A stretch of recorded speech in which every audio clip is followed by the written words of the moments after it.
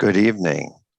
I would like to take the opportunity to say that it's 4:35 and we're calling the board meeting. And now we would like to go over names.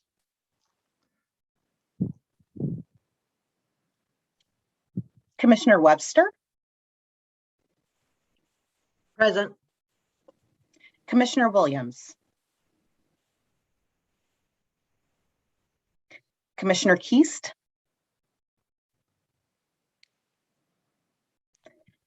Commissioner Cinco.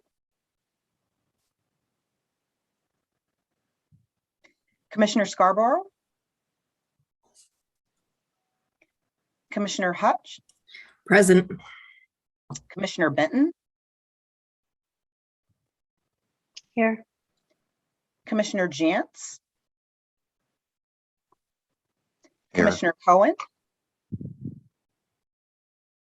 Staff present. Here. Sherry Collins. Carlos Castillo.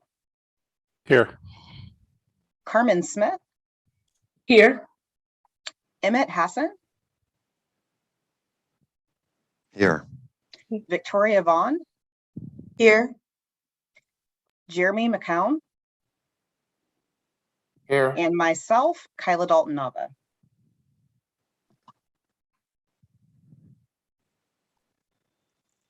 Did you add Betty for the transcript? I am sorry, I totally forgot that. Also staff present, Betty McIntyre. Perfect. Thank you. I appreciate that. I would like to go ahead with section 2 of the meeting minutes. Any discussion or motions?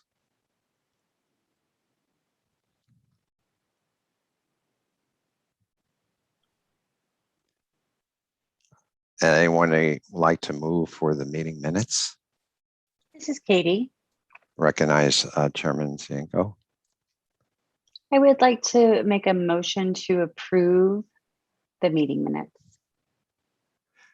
And Missy seconds. Commissioner Key seconds.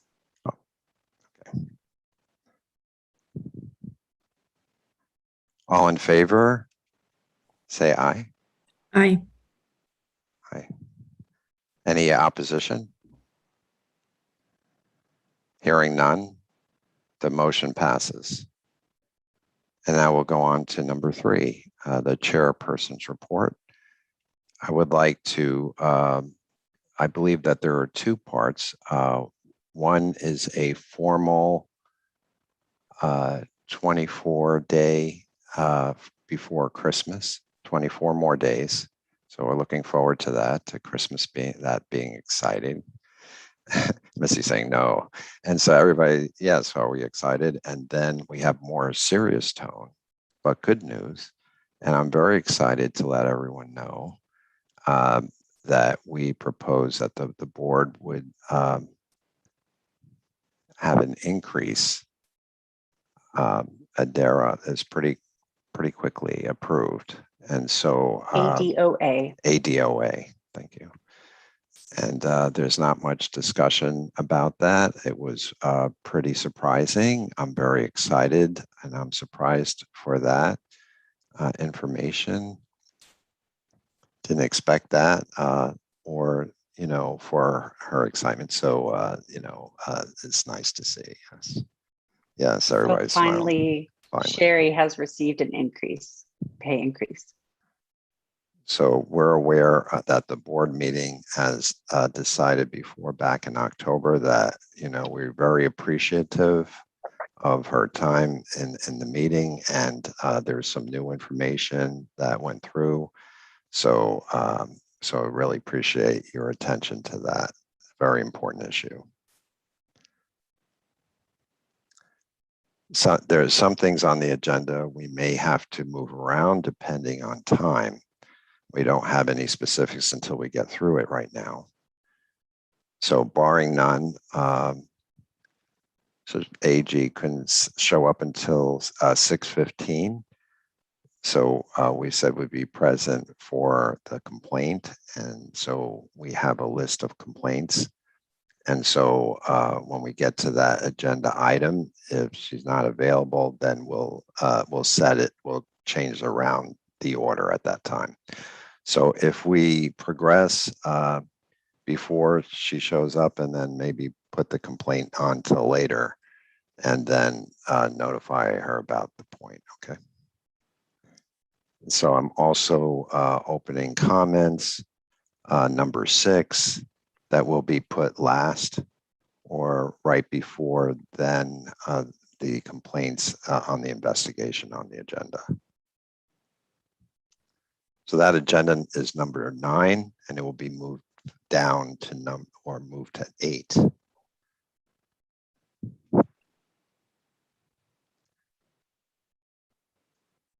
Okay, now I'd like to turn it over to number 3 and go into the director's report. Hello, good evening, everyone. Before I start, is my signing in the screen good? Good, okay. Hard to see, so, okay, very good. Well, first of all, I want to thank all of you for your support on my recent performance and my salary increase, so thank you. And I'm just happy to see the responses that I've received. So when PV contacted me, I was spinning in my chair in circles. So I was really thrilled. So thank you all for your support. Really appreciate it. Well, as you hopefully you had the opportunity to read the board report, there was just a lot of wonderful work that our staff has done through the last quarter, and I'm not going to go through all of those, but I wanted to pick a few things and expand some of the things that I just feel is important that you are aware of some of the activities. First of all, I'm going to save the big one to the end. Arizona Association for the Deaf just celebrated their 85th anniversary, and I was honored to ask to be one of the keynote speakers along with Superintendent Annette Ryman, ASDB. We both were asked to be the keynote speaker, but everything was done virtual. So I had to do a pre-taping presentation, which was really odd because I'm talking to a screen and the interpreter, but it's just a strange time today. And so I want to congratulate Arizona Association with the Deaf for celebrating 85th anniversary. Also, internally, we made some improvement, always the room of improvement of our materials outreach effort, and it's an ongoing work. But one of the things that we just released is we improve our telephone equipment distribution program, information postcard, relay service. So we continue to improve our collaterals. And I'm not sure if you had the opportunity to see that, but we tried to put everything on our website. And our website can be an overload of information. It depends on where you look. But if you're interested in to see exactly what it looks like, we'll be happy to send you a copy. As PV said, we're 24 days away to Christmas. Toys to Avoid is our annual campaign to educate the general public, especially families, buying toys for their children. We want to protect those young ears and make sure it's not damaged by the different noisy toys and still enjoy the toys. We offer different tips.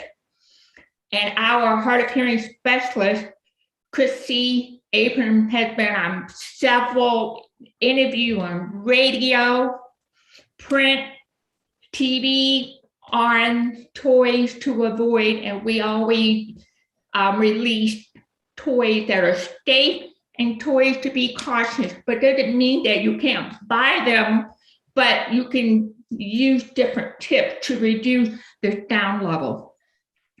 And one of the, I don't know if we had the opportunity to see the Facebook Live we did on that, and was well received. It was interesting because everything was virtual, and you could see the backdrop that Betty's team have developed really looks good.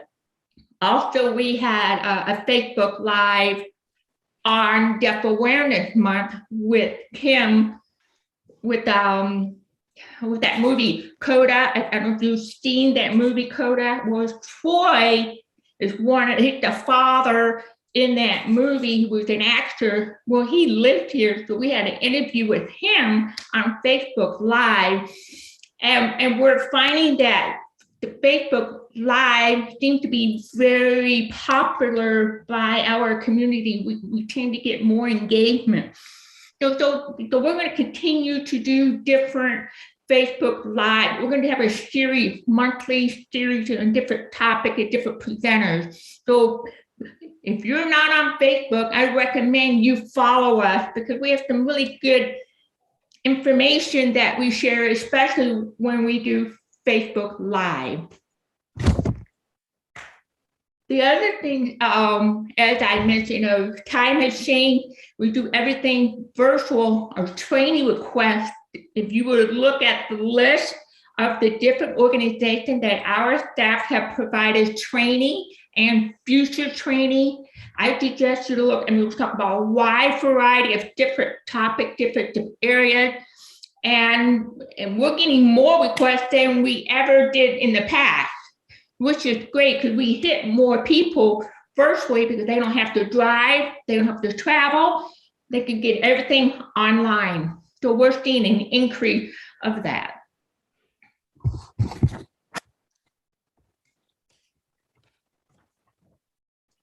Also, we're trying hard to engage more in the Latino community, in the family.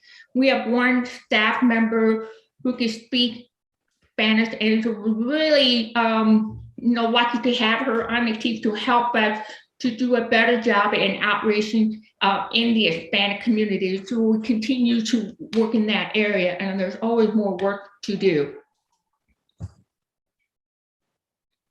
I mentioned our last board meeting when we decided to hold off the ASL 211 or COVID hotline, partnered with DES, because we just felt like there are some other areas of concern that we hear from the community for receiving services from the DES Department of Economic Security, that's DES.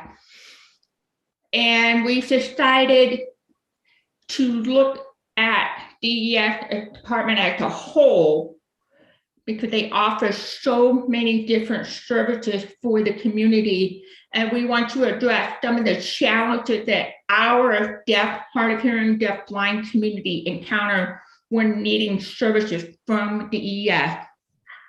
So that is an ongoing discussion.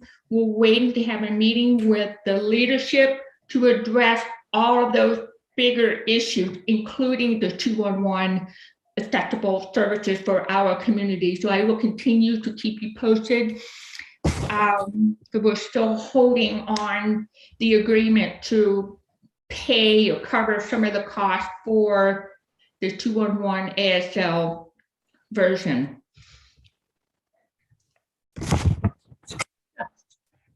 The big project that I'm working on with the support of the staff is the aging, older adult. That is an area that we've not have done a whole lot in focusing on caregivers, facility, nursing home, memory care, independent living, all of those resources. And obviously the goal is aging in place, meaning you want to grow old and stay in your own home and not be into a facility. That's everyone's goal. But to receive services that are accessible is very difficult and challenging in Arizona. A lot of work has been happening for the last couple of months. And so right now, what we're doing is doing the fact finding and try to find opportunities that we can plug in related with the systems change or policy change. Just the other day, Betty, Carmen, and myself, the three of us at a high level leadership met with a representative who handled the Arizona older adult aging state plan. Every state must have a 5-year plan as required part of the federal older adult American Act. Every state gets some money from that act on a federal level. And then the state allocates those funding which go to the area on aging in the different regions. Well, we want to make sure we have an opportunity to plug in a language in the state plan, particularly with deaf and hard of hearing. And I'm not talking about just providing an interpreter or captioning. I'm not talking about that. I'm talking about full access, a person who can communicate directly with the individual. For example, caregiver, there's only one deaf trained caregiver in Arizona. One.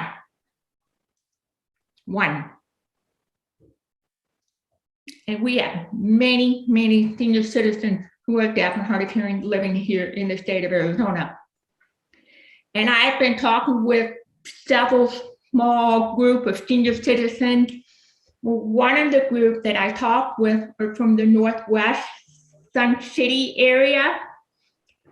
Sun City ran alone, not Sun City West. Surprise.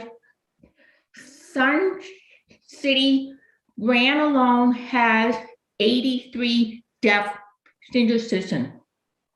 Alone, 83. That's how many we have in that one area. So, and I know there are many others that live in Surprise in other areas, North Phoenix, and then Mesa and Phoenix. Then you include Tucson. So I use that as an example because the people that live there told me, and I'm thinking, wow, she's one community, that's how many. And you think about one caregiver who is deaf, can't communicate in the state of Arizona, one. So that should give you a picture of what it looks like. So here's the good news. Arizona will be the model in the United States because there's no other state include deaf and hard of hearing, deaf blind in the state plan in the United States, none. So, some state maybe not think it's a priority. Well, being in Arizona obviously is a very attractive state for retirement other than Florida. So it makes sense that we should make this one of our priorities, just like everything else is equally important. We recently sent out a survey specifically to the senior citizens, deaf, hard of hearing, and deaf blind, all. We want to get more information from the community. And as of this morning, I can't remember exactly, I think Betty emailed me this morning, I think 127 or 117 already responded and more are being collected. We hope to have more information at the end of January. However, we're going to continue with the survey to collect more information. There's two areas of information that we're looking for. One is the demographic. Where are they living? Are they working? Are they retired? What are their living arrangement, alone, married, partner. Then the other part is what are the areas of concern or interest want to know more about? The healthcare, financial planning, benefits, resources, all of that. So I'll be sharing that result with you, hopefully at the February board meeting.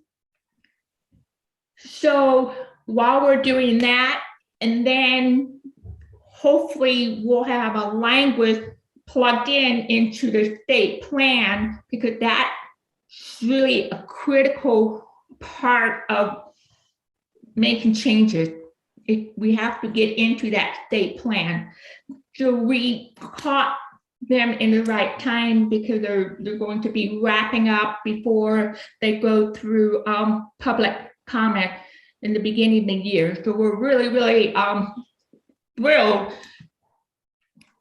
that door is open. So we'll let you know on the result of that.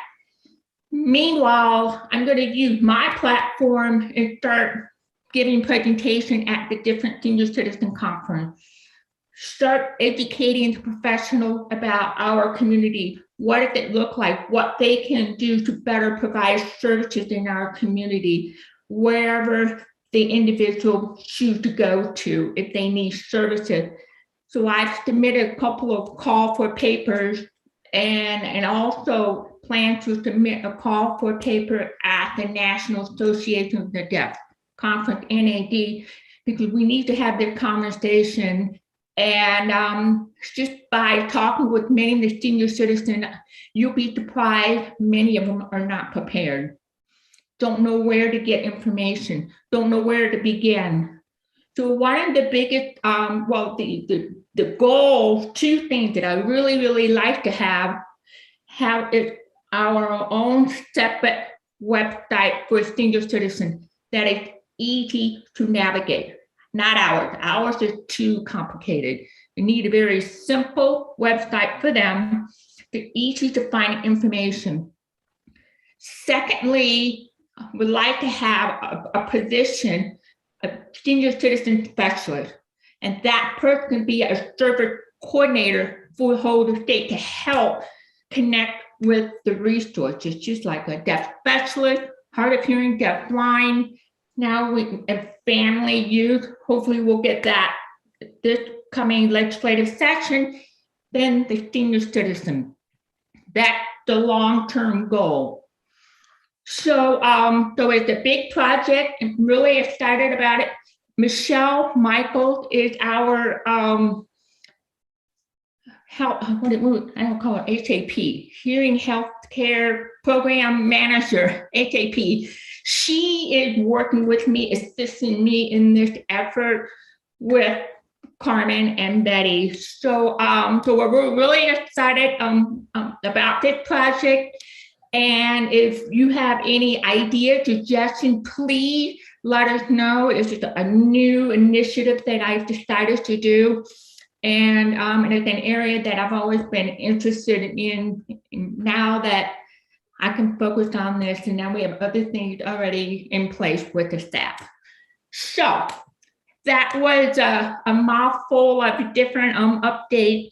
And one last thing, and then I'll be open for a question.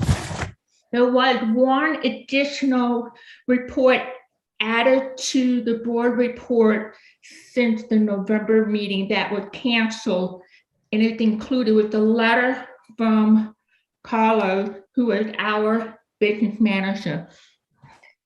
The reason for that is that, okay, let me back up. Our last, I think, August board meeting, we've submitted the 5-year strategic plan, and the board had approved it. Through that process, we include with the community, we have different Zoom meetings, we have surveys throughout the summer.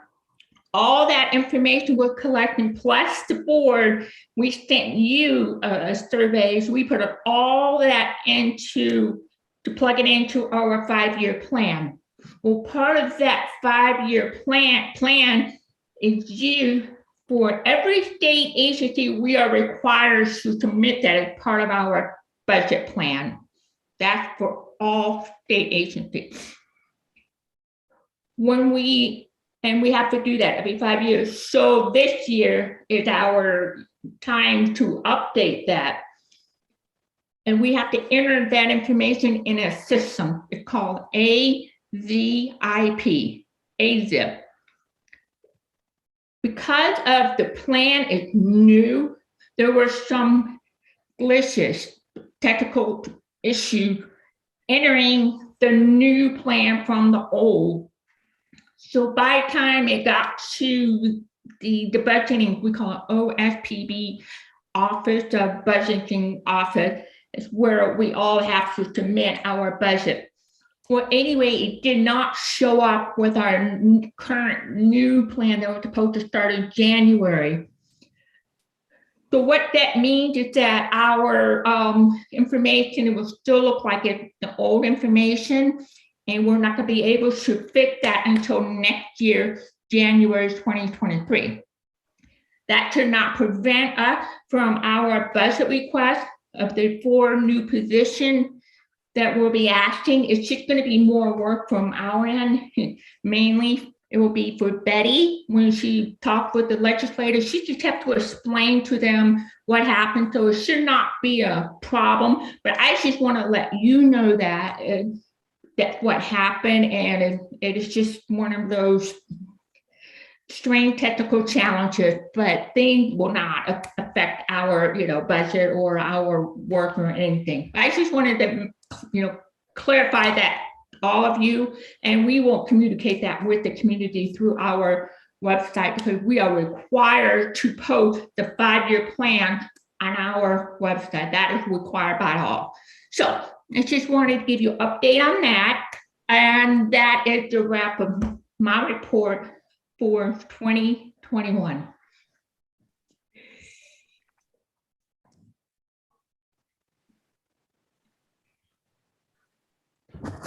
I see some questions and comments from the board.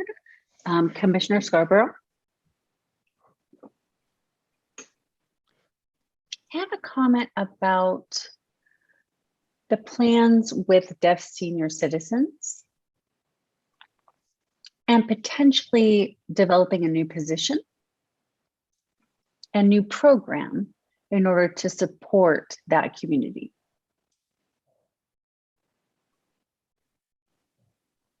I think it's great for a potential partnership with Schools for the deaf students who are looking for internships,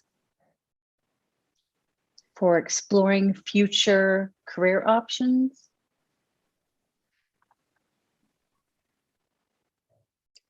We've already tried to establish a training through VCD for students who are interested in becoming caregivers. So we've already done some of that work.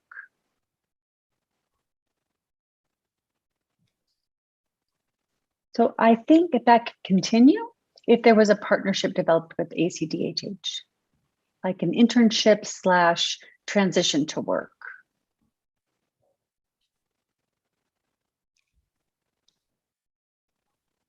For some facility that has deaf individuals there. So graduates could then, in the future, support deaf senior citizens living at the facility. I think it's wonderful.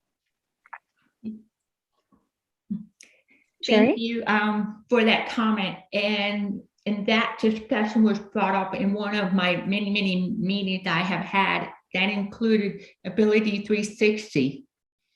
And they mentioned about that effort, and of course, the internal staff said the same thing.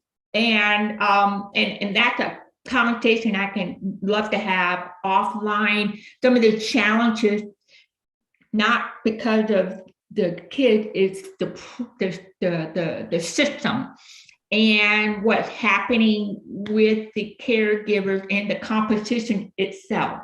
We need to address the market. And so yeah, definitely the school.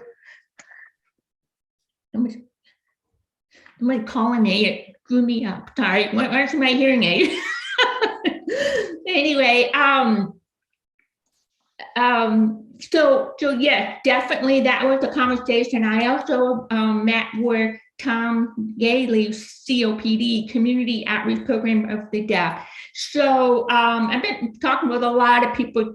Definitely, there's just so much that we have work to do. And one of the things that I forgot to mention, I'm hoping that we're going to have our first virtual senior citizen conference or seminar in the spring through Zoom. And so, but we're going to wait until we get the survey and then we'll decide the best avenue. So, but yes, thank you.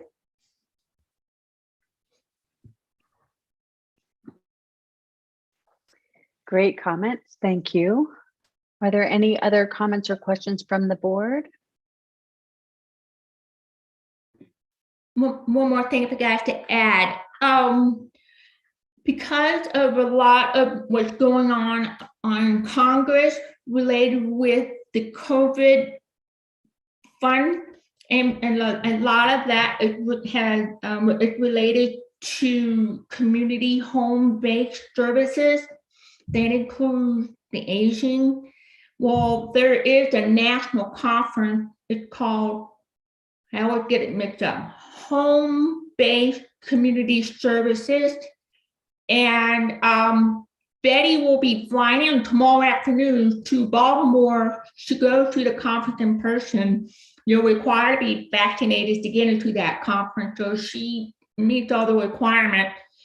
Michelle Michaels will be joining virtual. So this is the first hybrid national conference that we're involved with. So it'll be interesting how they manage in-person plus virtual.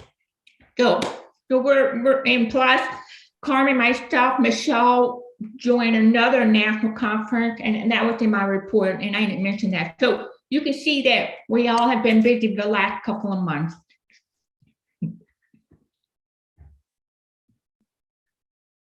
Great. Thank you, Sherry. We're looking forward to hearing more about the survey results and potential partnerships that can be developed, as well as trainings. From the VR side, we have received some requests, and there are challenges in finding people who are willing to actually do these types of jobs. So we need to start with a younger population. I think it's a great suggestion and a great idea. Looking forward to seeing more of that type of collaboration. So 83 senior citizens in one area, that's a high percentage of deaf senior citizens in just one area. I can imagine how much more we're going to see in other areas that we haven't even identified yet. I imagine over the next 5 or 10 years, those numbers are just going to continue to skyrocket. It's best to get this going ASAP. Okay, Sherry, is there anything else that you would like to add to your update? Because we tend to do our annual report by calendar year, and we're just in the beginning of December, so I wasn't thinking about the date. So we'll have to wait until February. I'll submit the annual report to the board as required by the board. I will submit it in February for your review and approval, and then we will submit it to the governor's office. Excellent. Thank you, Sherry.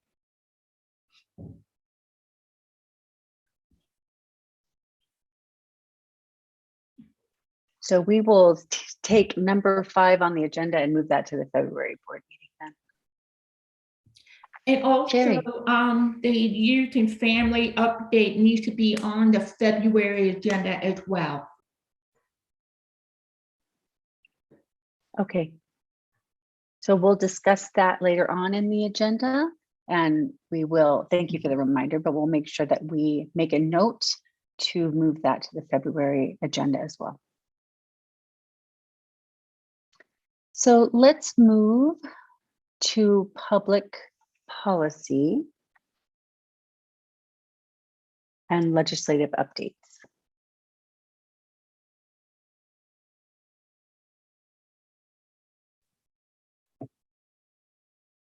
We ready? Okay. Yep. Hi, everyone. Betty McIntyre here.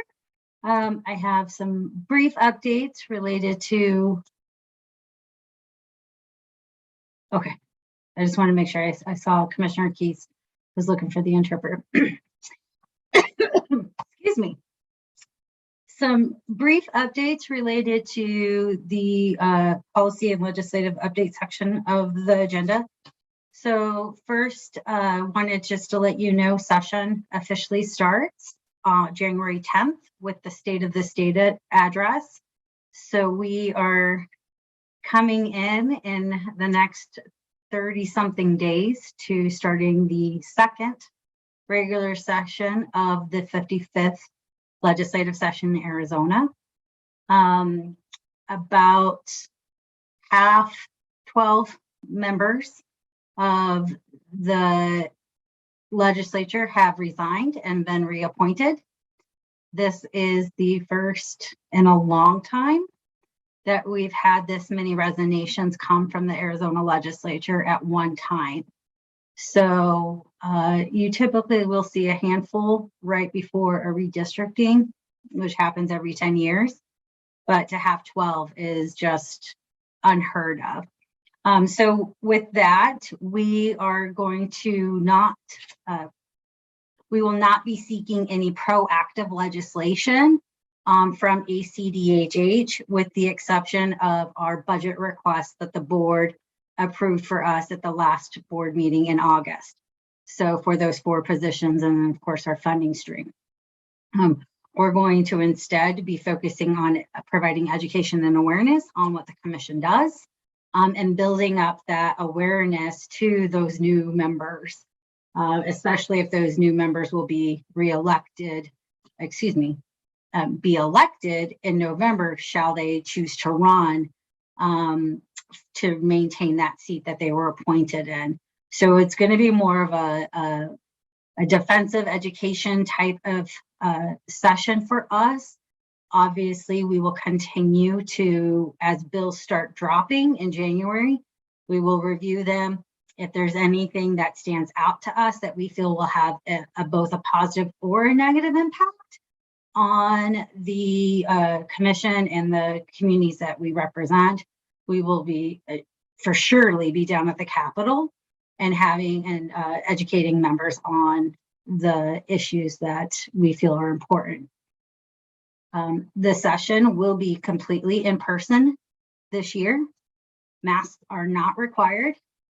So I just want to let you all know that, it's not going to be virtual the way it was this past year. So public access is going to be fully open in this coming session for both the Senate and the House. Lastly, I just wanted to briefly let you all know, if you have not seen the policy alert that I sent out a couple weeks ago, in October, the FDA, the Federal Drug Administration, opened up the 90-day public comment review on the over-the-counter hearing aids. So please go ahead if you are interested in making a public comment. You have that opportunity to do that comment through January 18th. So about 6 weeks are left in making any comments. I will say about the FDA, their process for filing public comments is it's more user-friendly than the FCC. So they lay it out very simplistically in the link. So if you follow that link and you want to make a comment, they will allow, it's just integrated right in their system. So I wanted to let you know about that very important piece of rulemaking that's happening on the federal level that impacts the communities that we serve as well. And also the hearing aid dispensers and also the audiology community as well. So wanted to put that, make sure that was on your radar. So with that, if there's no questions, that's my update. Are there any questions or comments for Betty? I have a question. Commissioner Hutt? Betty, thank you very much on that. And when the time is appropriate, with the Build Back Better bill, since it passed the House and we're waiting to see on the Senate, my understanding is that they're having audiology and hearing dispensing under audiology, basically, and then the states will have to figure it out. Is that on our radar as well? Thank you so much. No, I will be on that for as relates to the Build Back Better plan. Are you talking about the defining of the audiology and the dispensary in the language? In Separate from the over the counter, right? It's separate from the over the counter. Exactly. It's from what I've been reading is that a lot of corrections would have to happen on the Senate side. Mhm. And if those corrections are not conducted, then the states will have a larger burden with scope of practice between dispensers and audiologists. So I would like that to be on our radar as well.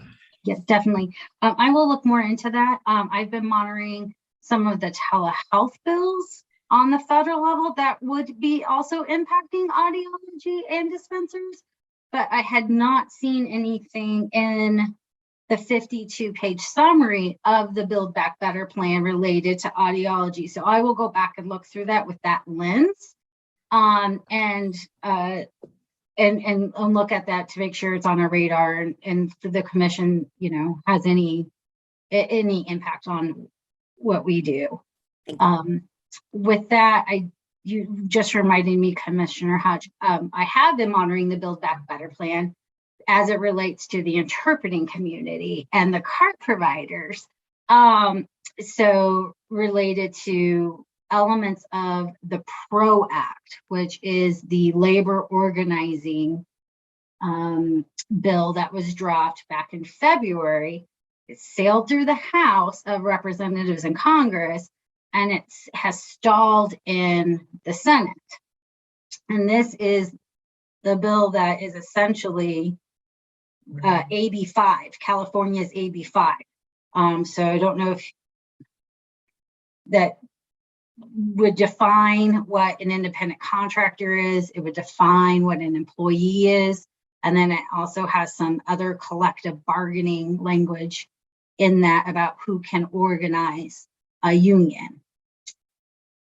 So what I've been working on is ensuring that what they did is they took language from the PRO Act and put it in the Build Back Better plan. And so we had to make sure that it did not include the definitions of employee and independent contractors, as that would have the greatest impact on our interpreting community. So a status update on that is that with our work on the federal level through the U.S. Congress and the U.S. Senate, we have been informed that the Build Back Better plan shall not be impacting any independent contractors, because they will not be including that language into the budget reconciliation bill, also known as Build Back Better. So I think that's we're still going to monitor it, but that can relieve some of the stress that I know some of our interpreting community was having related to the being defined as an employee versus an independent, losing their freelance independent contractor status. So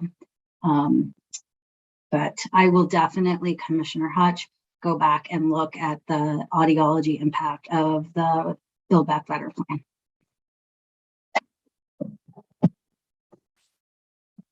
Thank you for your comments and questions, Commissioner Hutch. Appreciate you bringing awareness to Betty. Any other questions or comments for Betty?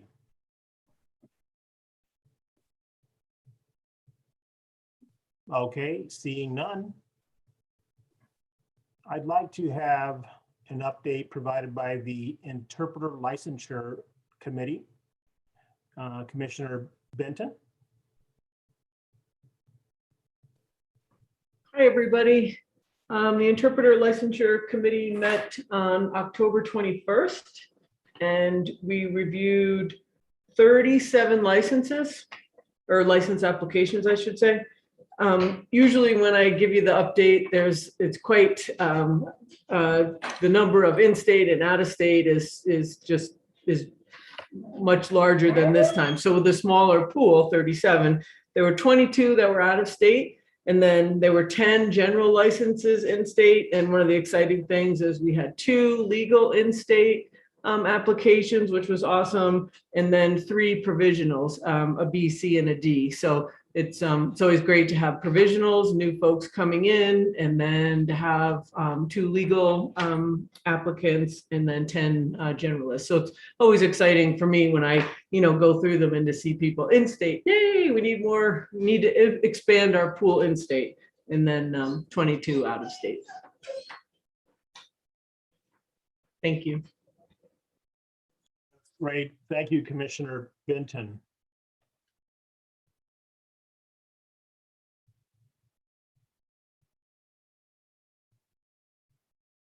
Okay.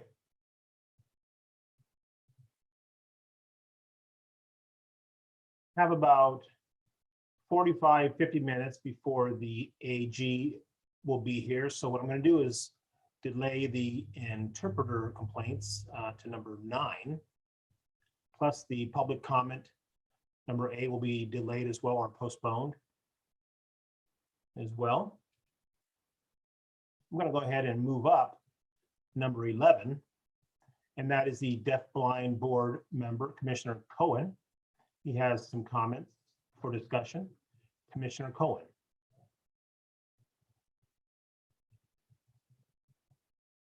Hi, my name is Andrew. Who's voicing for me? Okay, I've got someone interpreting for me. His video is off. Okay. All right, so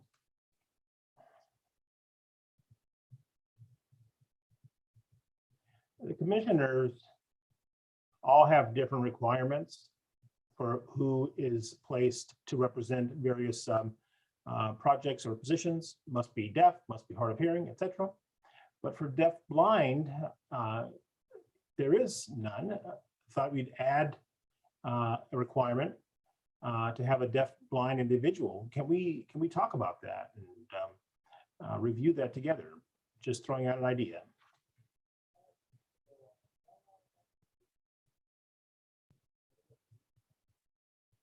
One moment.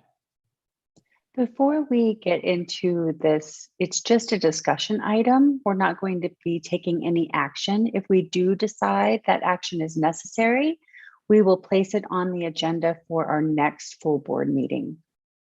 So we want to take the opportunity for discussion, and then if necessary, we can continue inquiry and then take action if necessary at our next board meeting. Does anybody want to comment or respond to Commissioner Cohen's question? Commissioner Scarborough, and then. Yes, do we know how many other states commissions or divisions for the deaf and hard of hearing and deaf blind, do they have a representative for the deaf and blind?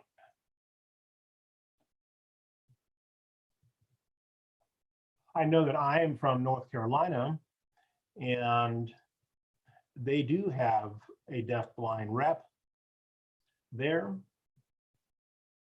and they have had a deaf blind rep for a long time. It is a very strong representation there.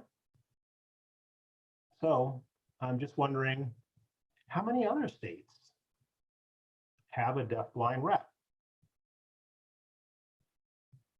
for that specific community?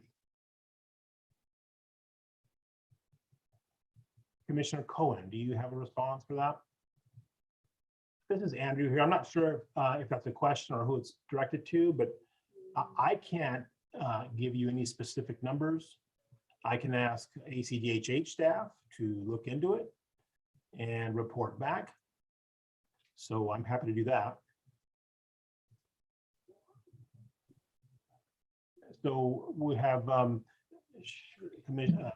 Sherry Collins give a comment, and then Andrew, thank you for that question. Couple of things. One is it will require a statutory change by the legislator. So I don't have that authority, or the board. It will require legislators to change that, just so you know how to make those changes. However, our current statute allows, well, not allow, it gives you the, it's broad enough that it includes deafblind, which is why Andrew is appointed, because he's both. But what he is saying, my understanding, he wanted specific representative by saying deafblind or combined vision hearing loss, and I get that. To answer the question, Jennifer, how many states have specific rep that outline the qualification as a deafblind? I would have to look into that, and that's not hard for me to do. I just can ask my colleague and ask them. Now remember, different states does not have a commission. They may have an advisory council, if not a board like ours. So some have advisory council, so they have a lot more flexibility on representatives. It's not required by law, but appointing people. So I just wanted to clarify the difference of a council that can do whatever they want, as opposed to statutory requirement. So I will report that information back to the February board meeting for you, and then you can let me know what would you like after that.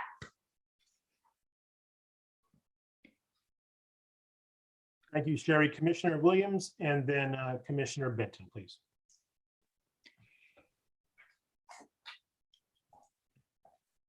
Excuse me, I was just trying to get my thing to work. Sherry answered my question. I wondered about expanding the board, and that's a good answer. Thank you, Sherry. Thank you. And Commissioner Benton?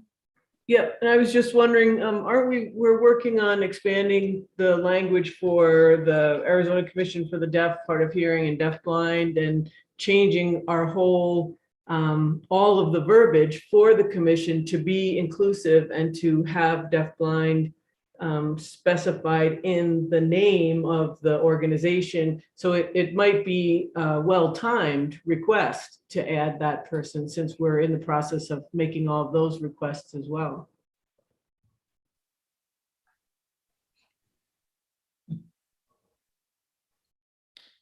Again, that will require legislative change. When I came here 23 years ago, we were Arizona Council for the Hearing Impaired. And I was able to change that name. A lot had changed in the year 2000, a lot. Everything changed that year. The name changed, licensure was required, board change, budget increase, a lot of good things happened. So and it's not easy to do, but if you will require with our political climate, not sure it would be favorable, and I'll tell you why, because it costs money to change the name of the agency. You gotta change your letterhead, you have to change all your collaterals, you have to change your business card, you have to change everything. So just let you know that, I mean, that will be up to the legislature if you want to try that at the same time. Add the representative to deafblind, or the other option is we have 4 deaf rep and 4 hard of hearing. Do you want, instead of the 3 deaf, make the 4th one, change it to a deafblind? That is a recommendation that you'll need to think about, instead of adding another board member, but change 1 to deafblind. I know that the legislature and the governor's office do not want to have a very large board. So you want to avoid adding numbers. It would be better to reduce or replace. So that is something that for you guys to think about. Again, you know, we can only do our part, then it will require community advocacy to go, you know, talk with the legislators, but those are the options. So changing the name, that means then we have to change our rules. There's just a lot involved. It's not just an easy change name. Thank you, Director Collins. I see that Commissioner Cienko has a comment, and then I'll call you. Sherry mentioned some things that I plan to mention myself. Unfortunately, with the legislature involved, there's a lot of restrictions and things that we have to keep in mind.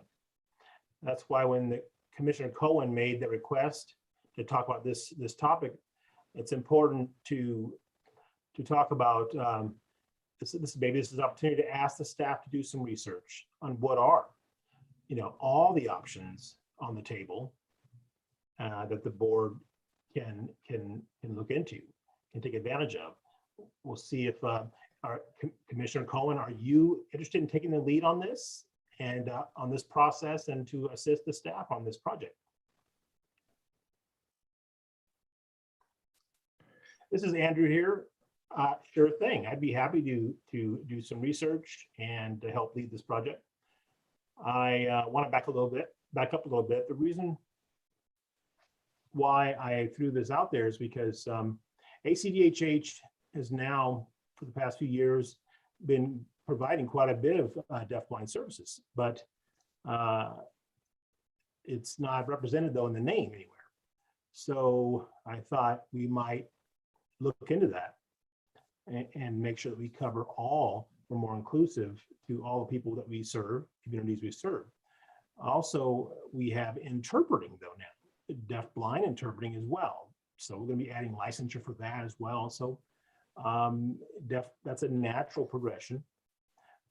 So Arizona has the opportunity to really leap ahead and take leadership on this instead of following. So I just thought I'd throw it out there and have a discussion. Thank you, Commissioner Cohen. You're exactly right. And one of the beautiful examples of Sherry Collin and her leadership of the agency is that it's evolved quite a bit and has grown since she has taken over back in 2000. I want to think about, you know, we're always going to continue to evolve and change. One of those challenges of evolving is to continue to confront the legislative restrictions. We're going to have some restrictions just simply from the policy perspective and the legislative perspective, the budget perspective. However, at the same time, this is a great opportunity to bring this to your awareness. One thing that we have to be careful of is when we expand or commit one specific position to a very, very specific area, there are issues that relate to quorum. So if If we can't fill vacant positions, then that means that we don't have enough people on the board to meet, then we don't have a quorum. So that means that we can't meet, and that's what happened recently.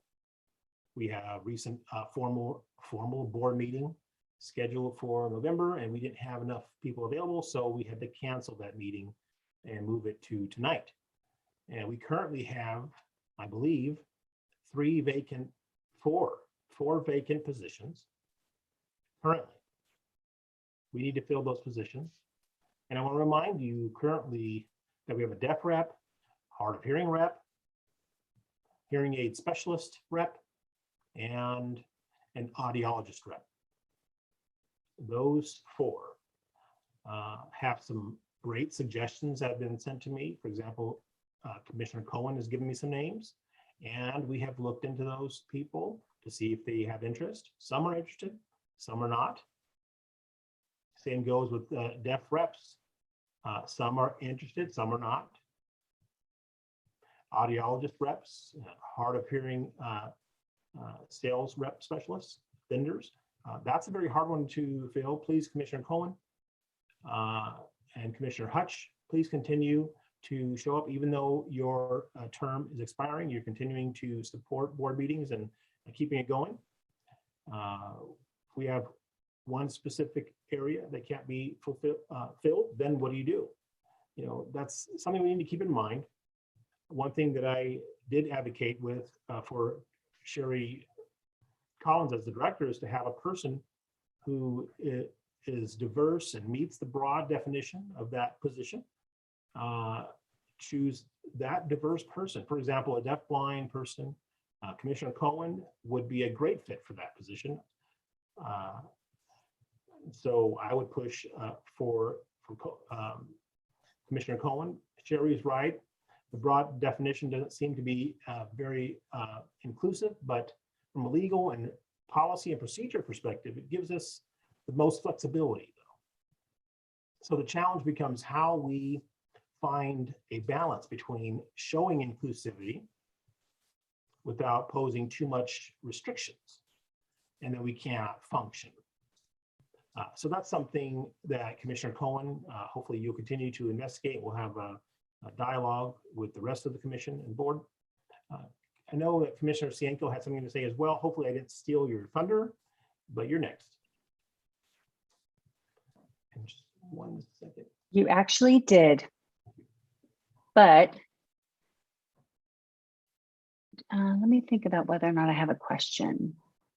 Actually, Sherry, do you mind talking a little bit more about the legislative restrictions? So if we wanted to add a representative, what does the process actually look like? Is it something that's going to take a great bit of time?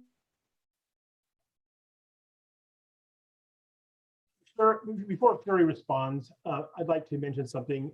Do you mind just giving a very topical response? I'd like to save the more technical response for the February board meeting when we have when we officially have all the information available and we can look at all the different options that are possible. So do you mind just keeping it topical for the moment? The Cliff Notes version, if you will. It's very straightforward to begin with. You need to find a sponsor. Someone will support the request.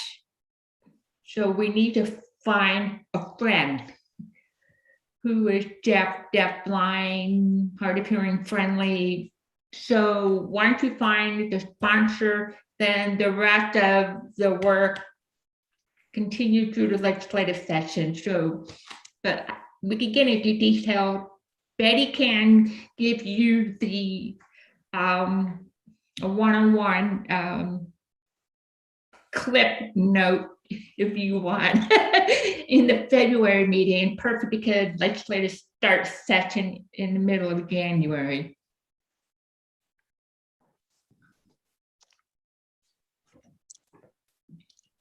Okay, Cohen, I would like to strongly encourage you for this stuff, for this legislation policy. And, you know, I know that she knows it well, and and encourage. It's more of a discussion related to Commissioner Cohen's question of the deaf-blind role. So seeing none, now I'd like to remind that we have 3 or 4 positions they're aware of that may be interested. So please contact me. Yes, and contact Cohen and then, Sherry Collins. And we have 4 more positions to go with the board meeting. And Commissioner Cohen, do you have any comments? No, I just have a quick question about different vacancies and how long before we can accept it. So, and then as we go on and we finally get someone to fill those vacancies. So what do you expect the time period to be? That's a wonderful question. For the answer, I mean, it depends on many factors that the board can't control, the staff can't control. It's related to the agenda, to just leave it like that. Okay, so I would like to move. I think that we have time where we have, a good sentiment right now to go ahead and discuss the agenda number 11 right now, or 12, agenda 12, which, is the official election. We have 3 options for the election. And, and just to continue as is with the current officers, as myself as a chairman and Commissioner Cienko as vice chair. Yes, thank you. Commissioner And, Benton as so as we can go on, and we have a few new other electees, that we may nominate and accept them, or we can just table it to February board meeting with hopes of having a new position to cover these. Any thoughts, any comments? All right, Commissioner Cohen, I nominate Commissioner Cienko for president. I just want to clarify and discuss these 3 options. Okay, the first option is that we continue as current. We don't have an election until we formally decide what we want to do as far as the election is concerned, and then go through the nomination process, or we can just table it till February's board meeting. And hopefully we would have a new vacancy position, and we can just have discussion then on those 3 options. So what is your feeling on that? How would you like to proceed? Commissioner Cohen? Oh, I misunderstood. I thought it was the second option. Any other comments or thoughts? Missy Keith? Well, I think we should just table it to till February. Okay. Anyone have any comments and considering any other comments?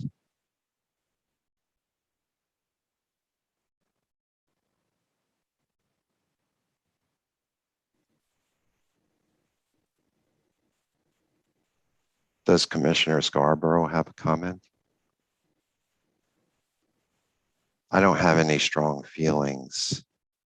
I'm fine, with the last 2 options. Okay, Commissioner Cohen.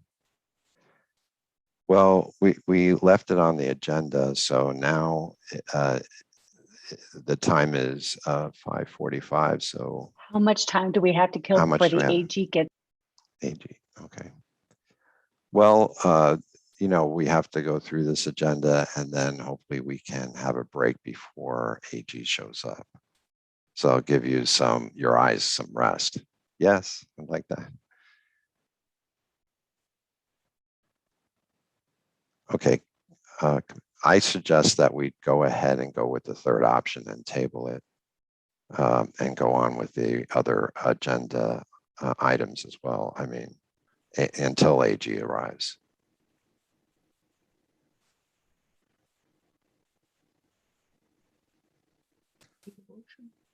Commissioner Webster?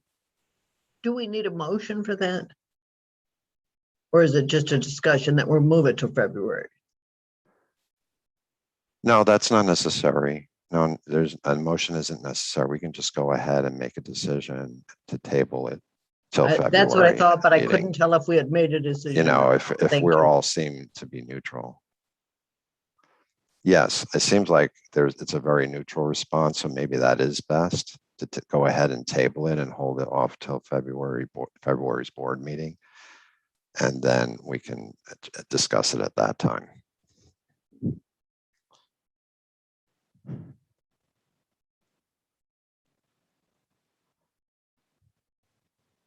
Okay. I would like to go ahead and discuss about the board meetings. I mean, are there any issues or concerns about that we continue our issue every 3 months? Like, for example, last November, you know, it became a February board meeting, you know, for Thursday.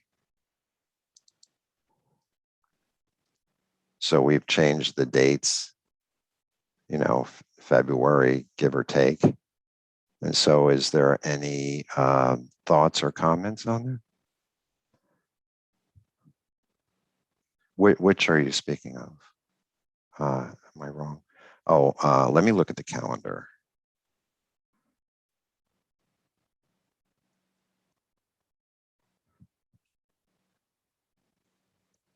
I believe that, no, not November. I think it was February 17th, if I'm not mistaken. Sherry? I would like to ask Kyla to tell you the date if she could show up on her screen. Thank you. Is that a Thursday, Missy? So the proposed dates are February 17th of 2022, May 19th of 2022, August 18th of 2022, and then November 17th of 2022.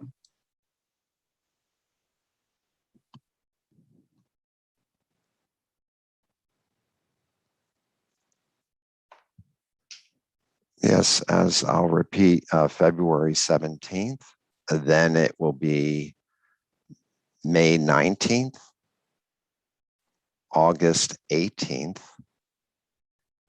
and November 17th. And that's 2022's calendar.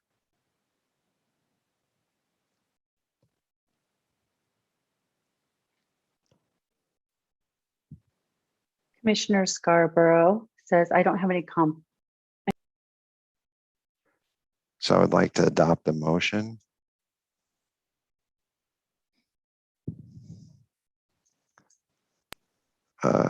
Commissioner Keys says that it works well for me.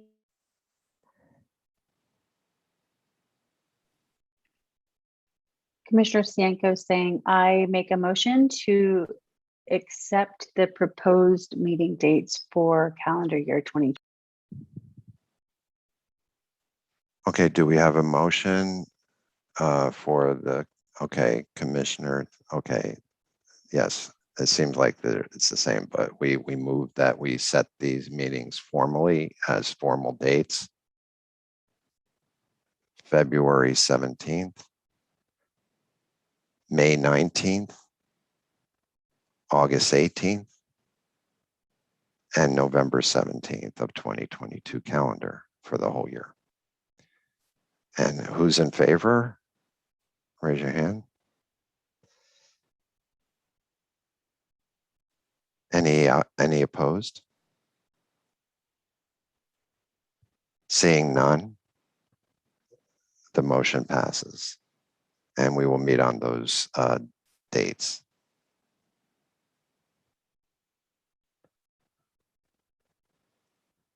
Okay, Commissioner Cohen. I missed that. Is it going to be in person or is it going to be through video? That's a good segue into the next agenda item that we're about to discuss about meeting location. And so we can discuss seeing, what we're going to do about meeting in person as opposed to Zoom. And so we need to choose different locations. And so with Zoom, that alleviates that. So we have to see about that later. I mean, I would like to go ahead and open the floor on this issue. And what are your feelings, concerns, thoughts?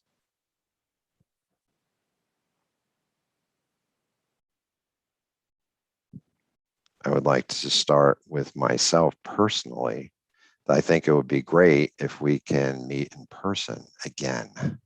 I feel that the commission benefits when we're face to face, as opposed to when we continue with public concern and meeting in person and meeting with all these challenges that do people who show up at the board meeting and these commitments. So we can try to do a hybrid, maybe half the meeting virtually, the other half of the meeting in person. For example, like, there are like two meetings that are virtual, the other two meetings would be in person. But unfortunately, to have it at the same time, during certain issues that, that are open to public comment, and we want the public to be involved, we don't have that type of technology or resources capable. So it's either one or the other. Any comments? Commissioner Cienko?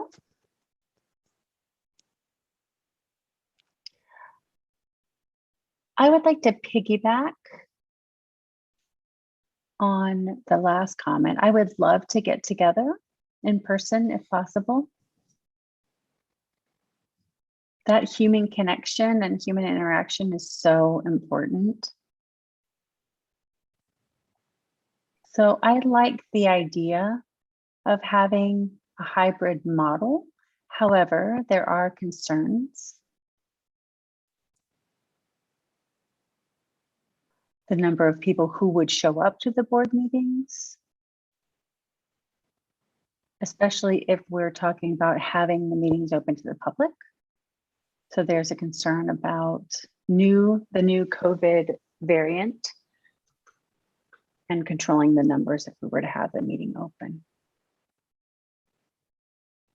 So I would like to say yes to that option, but we need to be mindful of people who are at higher risk. Personally, I think it would be a good idea to table this for our February meeting so that we can have better information on what things are going to look like in the new year. But I would support either option. Yes, 11 would be brief. I mean, we can't hold off on that. We have to decide on something. And so we need to know where our meeting in February, either in person or virtually, for the next board meeting. We need to know that. So that's why I'm adding this discussion. Yeah, So we have Commissioner Cohen and then Commissioner Katz, and then Commissioner.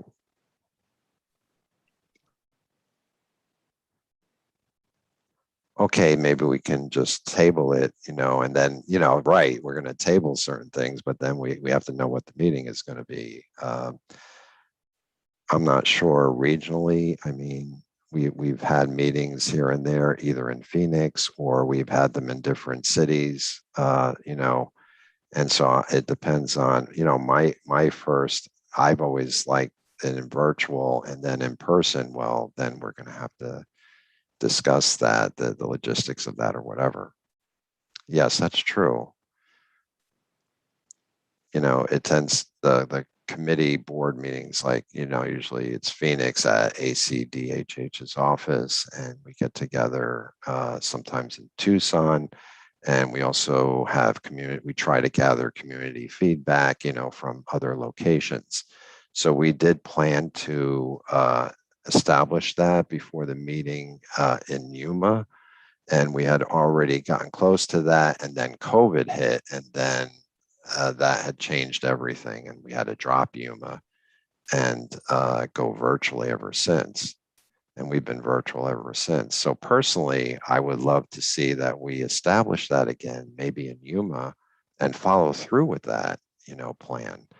And I'd like to see us, be able to get together at Arizona, and as Commissioner had commented, with COVID and everything. So we have the committee, and then Commissioner Webster? Or Commissioner Keese and then Commissioner. Case, and then Commissioner Webster.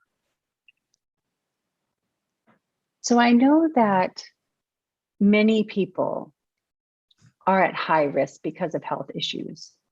But also, I think going to the grocery store is even more of a high risk endeavor, or a gas station. People are out every day. You don't know who's been touching what and who's doing what. We're going into these zones where it's even more high risk than a public meeting. So I'm not sure what the difference is if we have a small gathering at ACDHH.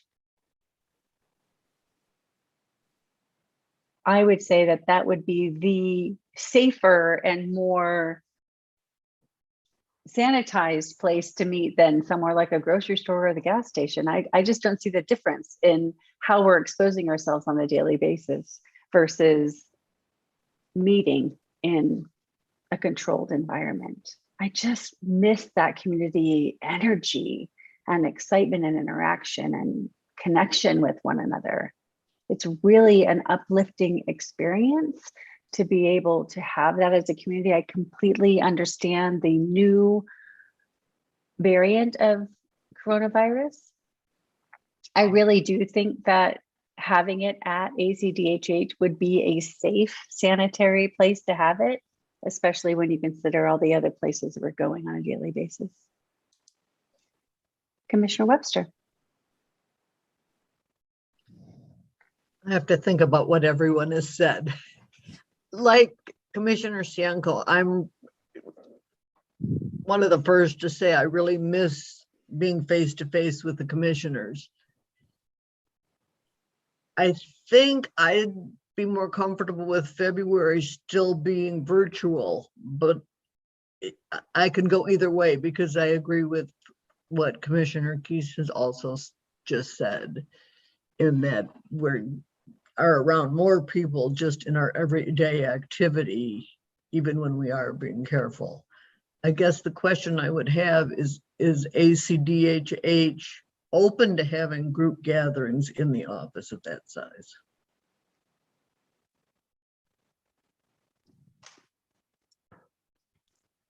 Yes, Commissioner Cohen.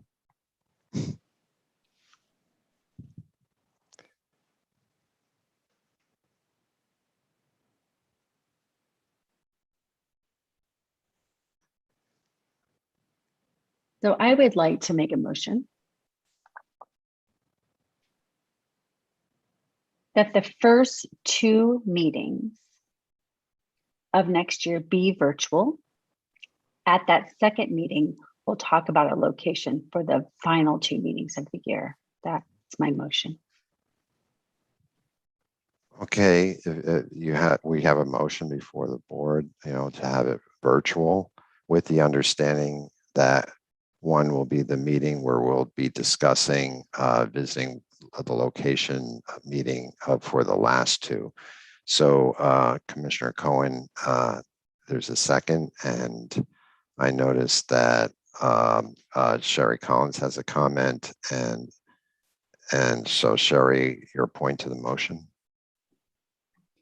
I just wanted to answer to Commissioner Webster's question. To help answer the question, our office, the whole staff are still working from home for that very reason, because of the pandemic, and we don't have the authority or the right to act if staff are vaccinated. That is the individual's decision, so to protect everyone, because some staff are high risk health issues, so it's in the best interest of the agency that we remain working from home.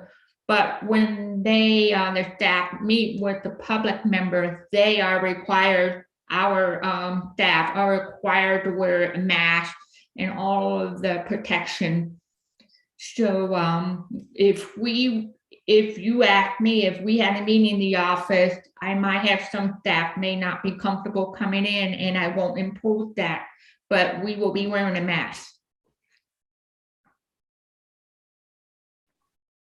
Thank you, Sherry. I appreciate your comment. And as a reminder, we do have a motion and a second on the floor. Are there any more comments or points of discussion? So all in favor, please raise your hand. Any opposed? Seeing none, the motion carries. So as a reminder, we will be meeting February 17th and May 19th virtually. At the May 19th meeting, we'll revisit the discussion on whether or not we will continue the remaining meetings of 2022 virtually or on site. And those meetings will be held August 18th and November 17th. I think it's a perfect time for us to take a break. Let's take a 15-minute break. Commissioner Cohen said, I second that. Okay. I didn't even finish my motion before it was seconded. So all in favor of that 15-minute break, can I get an aye? Okay, the motion carries. We'll see you all back in 15 minutes. Back and ready to go at 6:17.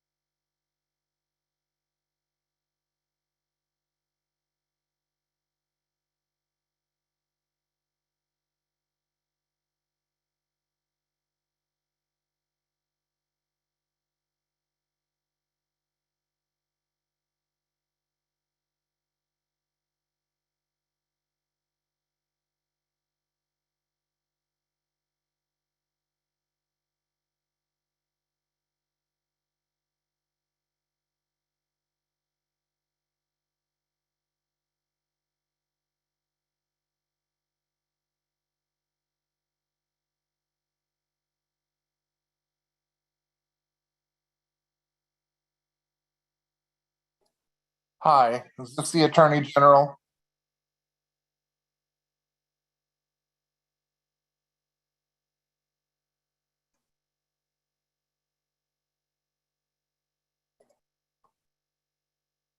Hello? Hello? Who is, yes, is this the Attorney General? Yes, this is Joanne Handy. I'm the Assistant Attorney General. Hi, Joanne. I'll go ahead and rename you. I thought that was you. I just wanted to make sure. Sure thing. Thank you. You're welcome. We're just coming back from break, so Okay, well, I'm glad you had a break. thank you. This is Jeremy, just letting everybody know that Joanne Handy is now in the meeting, the Attorney General.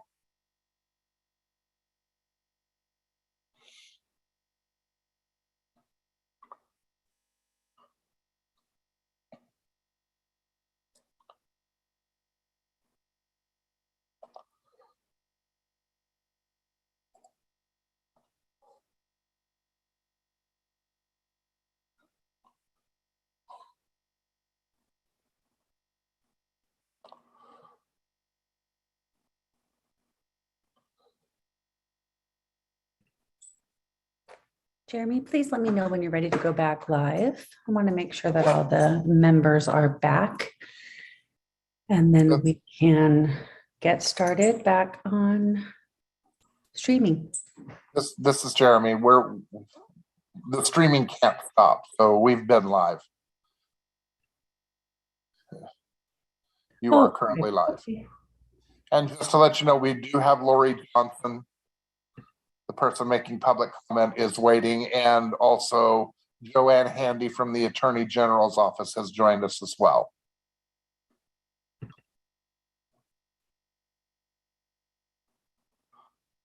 Thank you for joining us, Joanne. You are very welcome. I would like to officially start us back at 6:17. So we are acknowledging that the AG, Joanne, is here and present with us now. So we have one public comment, so we will focus on that part of the agenda. Before we get to the public comment, we do have Commissioner Benton, our secretary. She will be reading information about the process of public comment.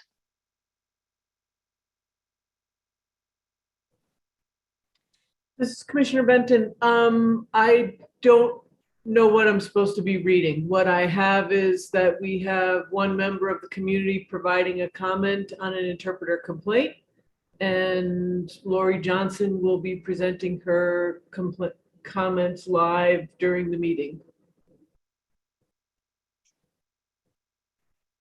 So let me double check. There is a statement, Commissioner Benton, about public comment.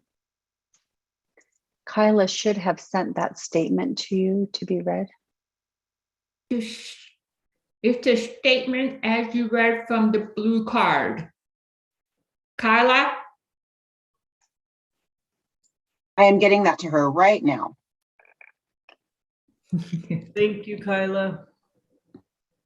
This is new, doing public comment on Zoom. We haven't had any public comments since we've been doing the meetings virtually. So I apologize for our the temporary pause. Thank you for your patience.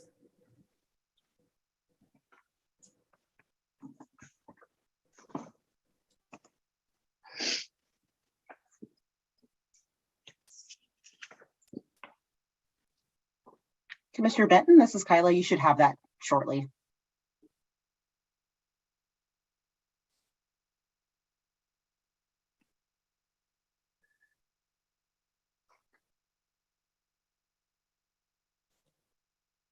Okay, we're ready to go.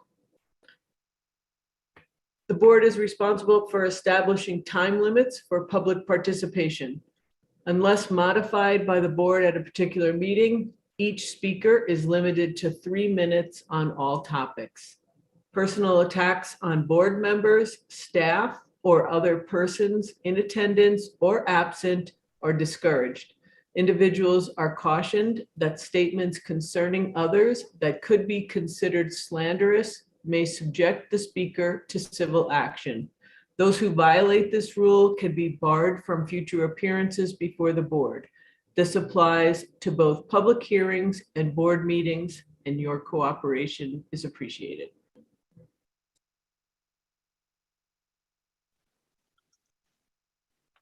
Thank you, Commissioner Benton. So can you please call our person here for public comment and set the timer for 3 minutes?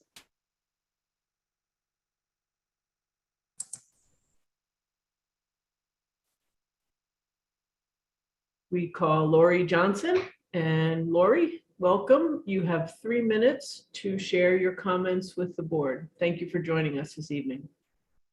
Thank you for allowing me these 3 minutes. My name is Lori Johnson, and I probably won't take 3 minutes. I just wanted to say on my behalf regarding the complaint that it is my intention to, I guess I have to reapply for licensure. And so I have every intention of doing that. I have not been working paid in any shape or form as an interpreter since my license lapsed. And I wanted to be very clear on that. I did send in paperwork, and I believe anyone who's making a decision probably has read through that paperwork. I also feel that as someone who is very involved in the deaf community, who is a member of NAD, AZAD, RID, and PDWO, that I have shown that I have a commitment to the deaf community. And when I choose to work as an interpreter again, I am hoping I can be granted a license. And that's really all I had to say. Thank you.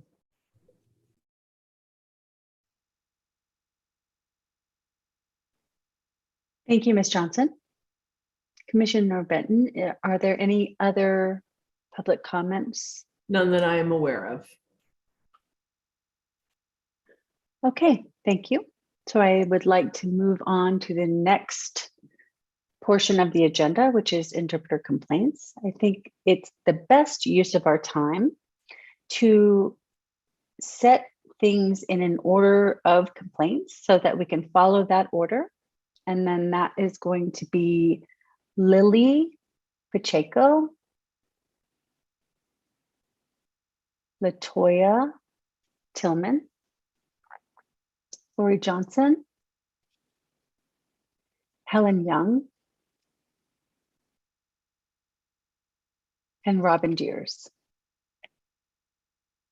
And then Helen Young again. So I would like to address the complaints in that order.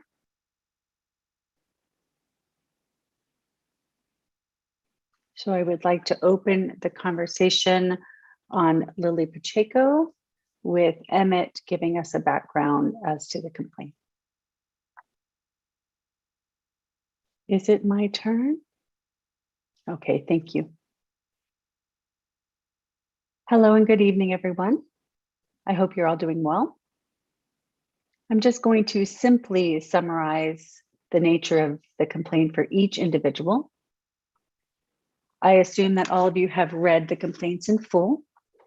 As the chair may have explained, we are going to follow the order that was set forward. First is Lily Pacheco. Is the interpreter following me?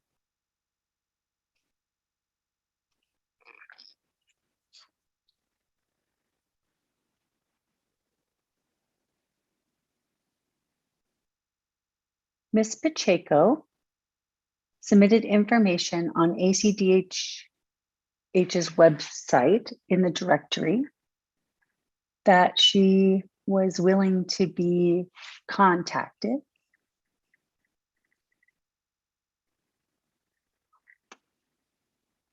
I noticed that she was not licensed, so we reached out to her to make sure that she was not working. That's a summary of the complaint against her. Any questions on Ms. Pacheco?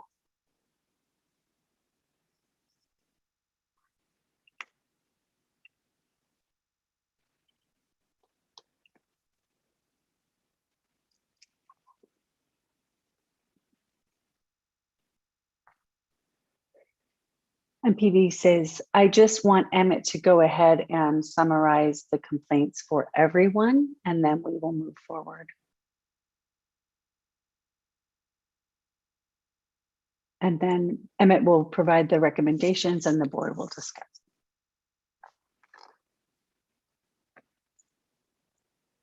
So for Ms. Pacheco, the recommendation is, actually, let me move back.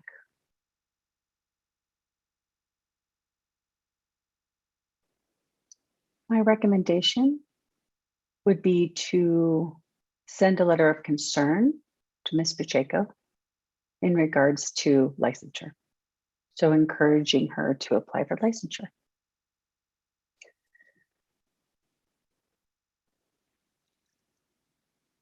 So for the board to make sure that I want to clarify that this is actionable. So as we proceed as a group, we will be taking action and following Emmett's recommendation. From my understanding, I have a clarifying question for you, Emmett, so correct me if I'm wrong. This person is not currently licensed, correct? Yes, that's correct. Emmett's saying this person is not currently licensed. Commissioner Keast. This is Commissioner Keast. Is Lily still working at this time, Emmett? Should we hold the question until I summarize everybody and then we open for discussion? How would you like to proceed?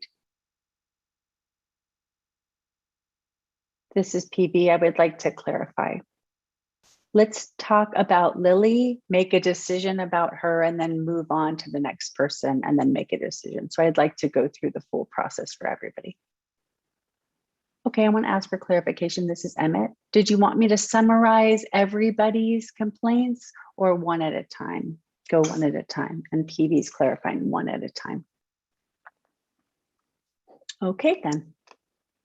So to answer Commissioner Keith's question, I don't know whether or not Ms. Pacheco is working because I have not received a response from her. This is PB. Any comments, discussions, or motions?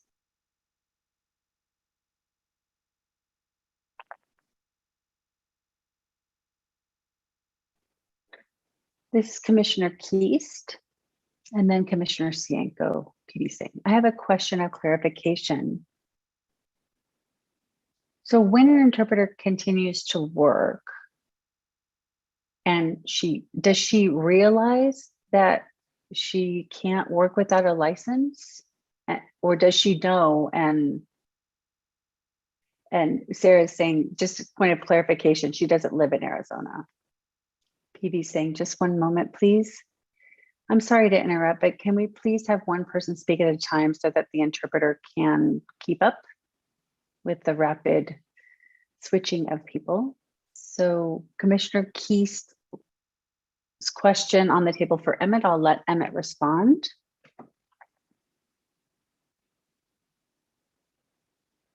So to answer your question, Commissioner Keast,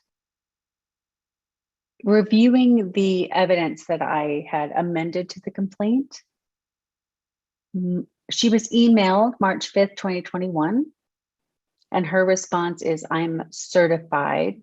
Is that sufficient? And I explained the licensure rules in my response, and I haven't received any response to that email. PV saying, thank you, Emmett. Commissioner Cienko. Thank you, PV. I was planning to ask Emmett if he was willing to explain the complaint so that I could better understand it.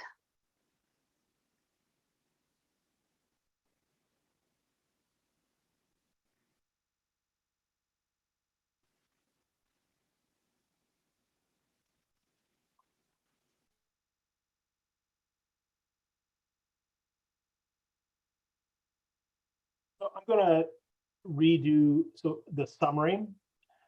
The inquiry began when Ms. Pacheco submitted her information through the ACDHH website for the interpreter directory, where interpreters volunteer information about their licensure and other specifics. As the coordinator, I reached out to her and asked her about applying for licensure. That's the first step before you can be put on the directory. In other words, we were just reaching out to her to inform her of that procedure. Didn't hear back. So my recommendation is to send her a letter of concern, encouraging her to apply for licensure.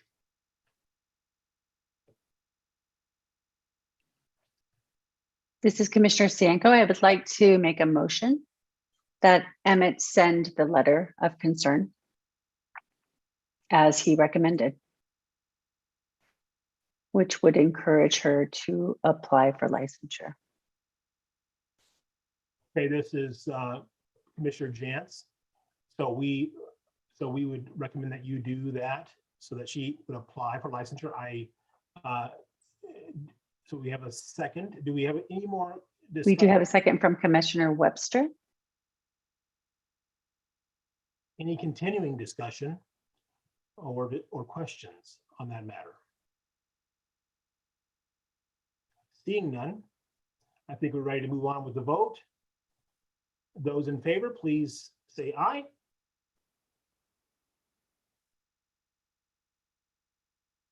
And all opposed, please say aye. Seeing none, the motion passes. The board will be sending a letter to Lily Pacheco, a specific letter of concern, encouraging her to actually apply for licensure for the state of Arizona. Emmett, I'd like for you to move on to the next complaint and summary and recommendation for Latoya Tillman, please.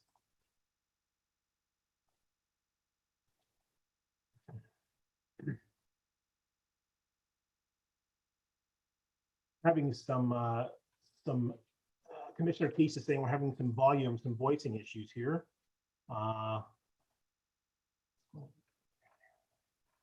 let me adjust my volume. You want to work on that, Lee, and I'll go ahead. Thank you.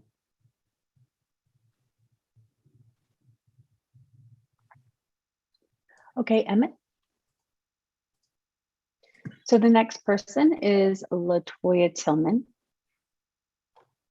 A complaint was filed by Miss Julianne Wasisco, who's a deaf interpreter, against Latoya Tillman, who is not licensed, and alleges that she was providing interpreting services at a group home as an unlicensed interpreter.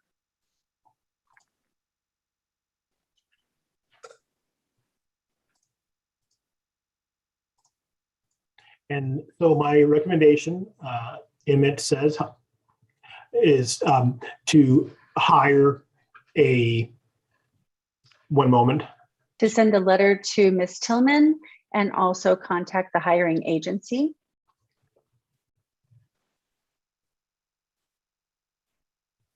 Also for the board to send a letter to Ms. Tillman through the hiring agency, hoping that they'll forward that letter to her because we don't have her contact information. We haven't had any luck contacting her at all.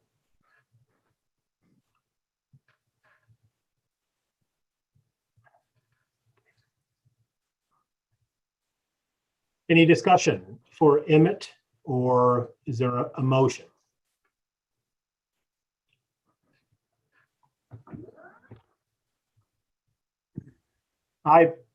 This is Commissioner Jantz. I'd like to make a motion that we send a letter of concern to the person. I'm going to check the spelling here. Latoya Tillman. Also propose sending a letter to the hiring agency with a signature required to get a confirmation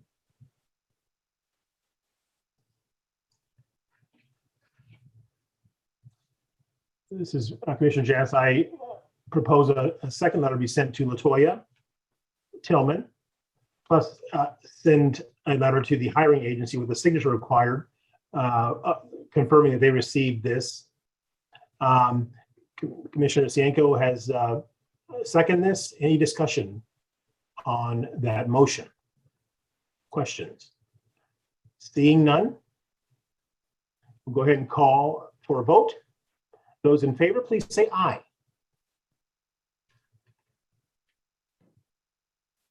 All opposed? Seeing none, the motion passes.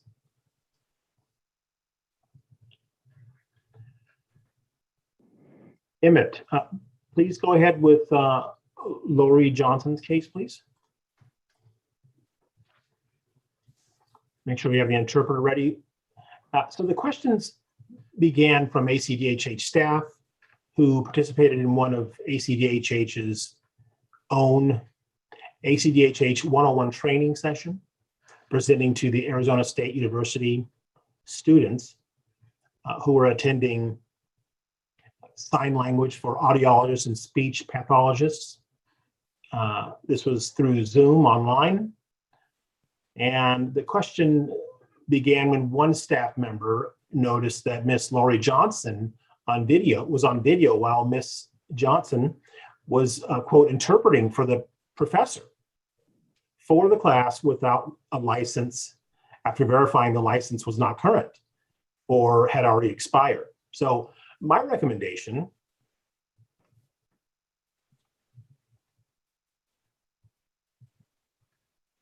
we recommend that the board send Ms. Johnson a letter of concern regarding licensure and to renew her future license on time if she chooses to apply for licensure again.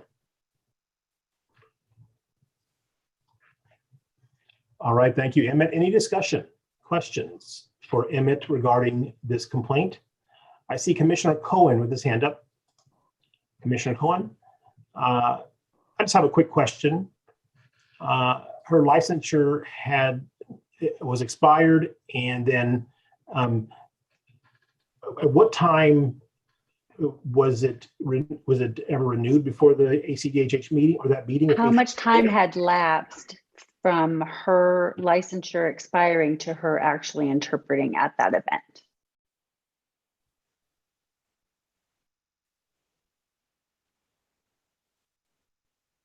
Okay, you're asking me when her licensure had expired and how long it had been until that incident? Right, so her license had expired, then there was that ACDHH meeting, and she was determined not to have her licensure anymore. How much time had passed, had elapsed until that moment, that time? All right, give me a second to review my notes, please.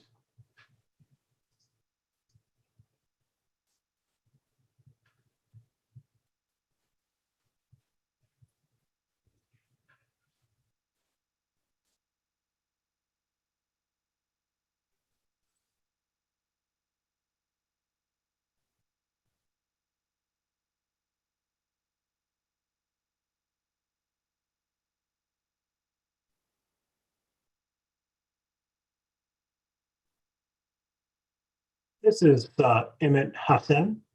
Her licensure had expired July 16th, 2020.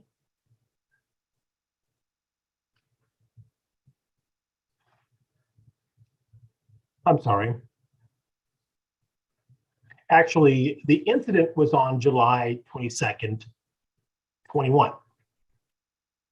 That was the day. It wasn't at an ACDHH meeting. It was a presentation, ACDHH 101 presentation for ASU students. Sorry, I want to clarify on that. Okay, it expired, then 6 days later, the interpreting license expired.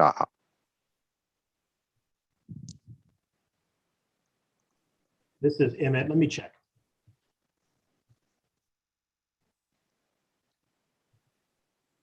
Yes, so the license had expired July 16th.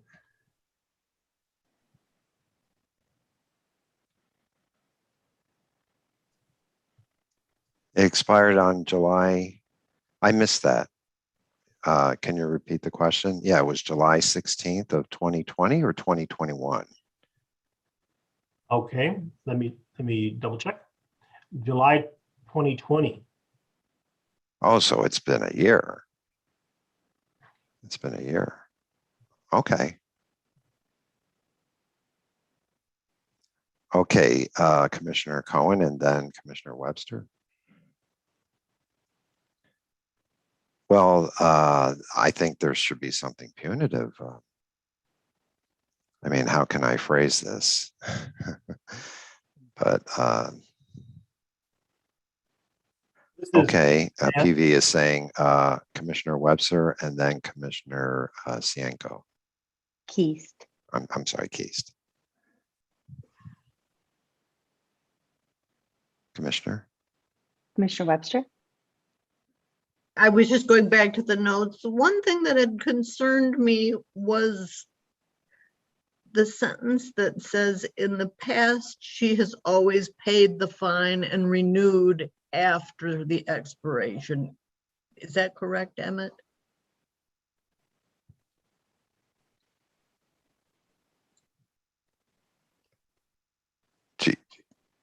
Do you clarify, you mean she hasn't paid since the last time she? To clarify, you're asking if she's paid late fees in the past? And I'm trying to look at my notes at the same time. It said, if you look at my history of renewals, there have been several years I pay the $100 late fee and is aware that she pays it late.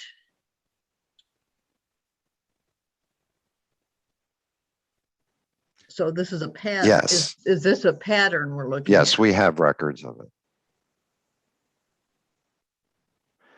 I'm not sure about her pattern.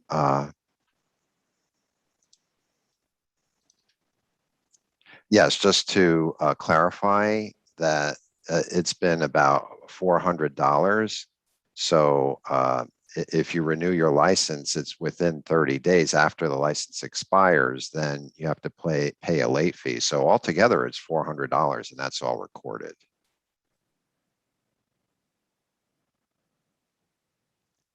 All right, thank you, Commissioner. I would like to clarify that, there's an opportunity for Emmett for the interpreter situation that has come up with a student that was volunteering while being paid. Was it volunteer or paid? Or paid. Well, the way that was set up, they said that they were volunteering in their response, in their reply. That's what they replied. Okay, the reason why I ask is that I'd like to remind you that if a volunteer is not getting any compensation, then license isn't required. So the license is required, then technically she's not really in violation. So we have to note that. So there's a letter of concern that, that's pretty reasonable for the situation as a reminder, if that person is planning to work with, then they need to have a license and set that up before they begin and accepting interpreting work.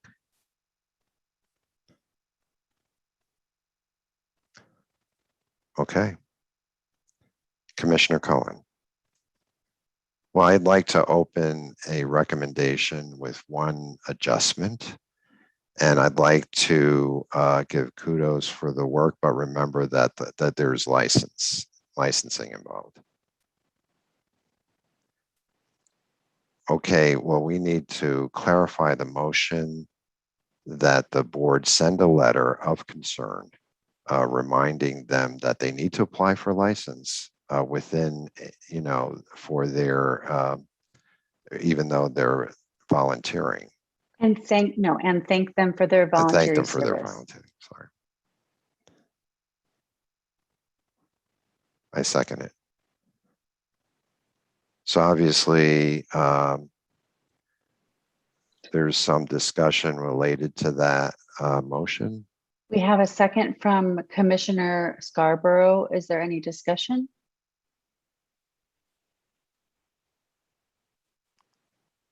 Okay, Commissioner Keast. Commissioner Keast, you have a comment? Well, it's not related to Commissioner's Cohen motion, but right, but there is a motion on the floor right now. So if there's no other comments right now, then the motion is going to have to be called to a vote. Do you support this? Aye. Raise your hand.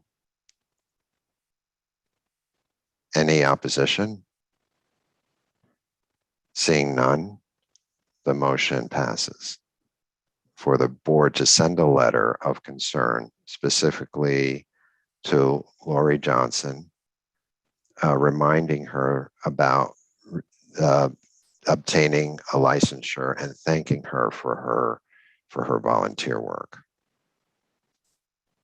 Now, Commissioner Keast, do you have a comment? I'll No, withdraw my comment.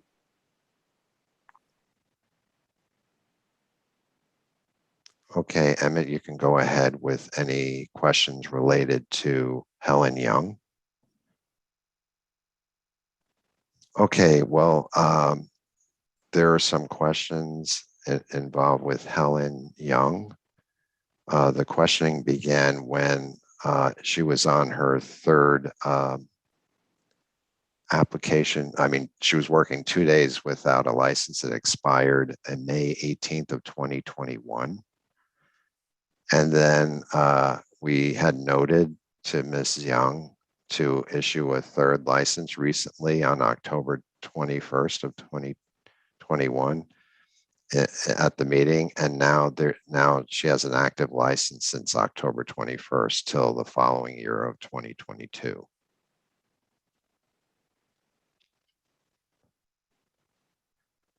Thank you. So Emmett, what do you recommend?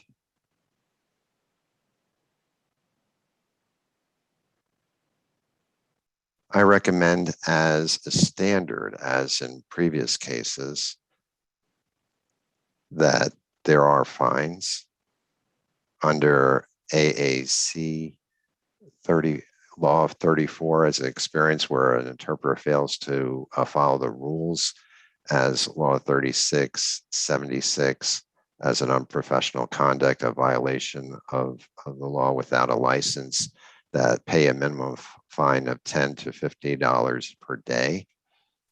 And so that she had 2 days without a license. All right, thank you, Emmett. Is there any discussion or question for Emmett? Commissioner Benton and then Commissioner Keast. I just want to clarify, her license expired in May and she was issued a new license in October. And between the expiration in May and the new license in October, there were 2 days that she worked, and that's what we're discussing. That is correct. Thank you.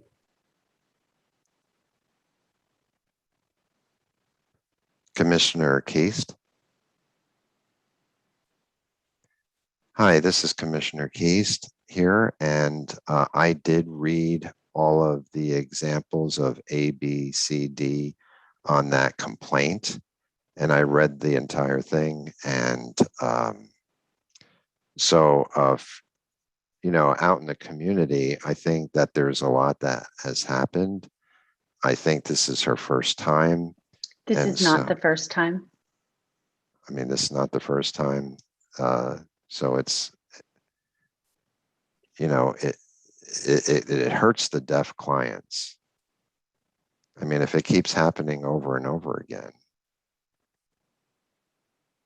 I mean, we shouldn't take that lightly this time.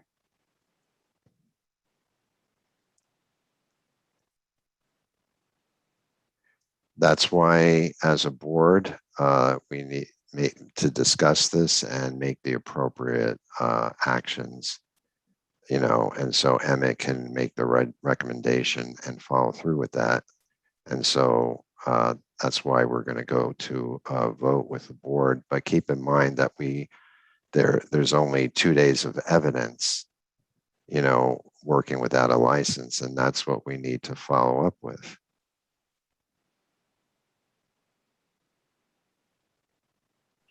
Okay, Commissioner Keast.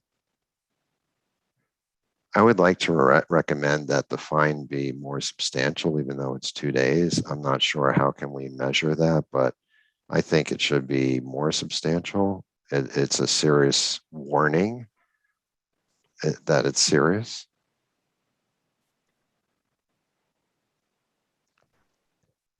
Okay, I would like to remind you that we already have precedent set, you know, and you know, with the commission as far as the fee schedules and the dollar amounts to $50 per day.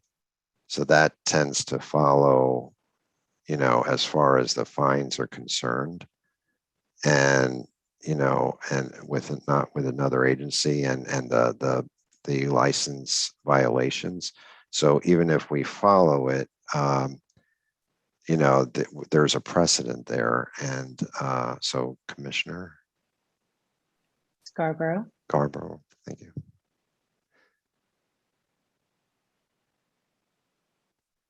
I mean, didn't it happen before where an interpreter did do this over and over again, breaking this rule before? I mean, specific situations that have happened over and over again. Commissioner Keys, are you asking me? Are you asking? This is Emmett. I'm assuming you're asking me. I mean, a situation happened before. And I mean, immediately did something happen? I mean, something happened where the interpreter, you know, had their license lapse and then started and was still working and then got caught working without an interpreting license. And then the fine, then there's fines, and then it happens again. I mean, has it happened before? I mean, is there a precedent for that? I missed the question that's directed to Emmett. I'm not sure if he sees that question to him. Yes, this is Emmett. There are a few situations where it has happened like that in the past. Either an unlicensed interpreter is working without a license, or people whose license have lapsed and continue to work for several days without the license. The board had previously set a motion was passed several years ago that within the first 30 days after licensure expiration, it would be covered by a certain fee. And then after 30 days of expiration, the person would have to reapply. There was a little bit of a different process where that's concerned, or different circumstances. So with that said, it varies. I know that the board has set a precedent in the past with a fee schedule that was developed by the board a few years ago of that $10 to $50 per day. Okay, we have several questions, and Commissioner Cohen and then Commissioner Keast. And I would like to have Commissioner Cohen start with your question there about the license being expired and then being reinstated and then paying late fees of a certain amount. So can you rephrase the question, please, Mr. Chairman? Yes, Ms. Helen Young had paid a fee when she applied to reinstate her license recently.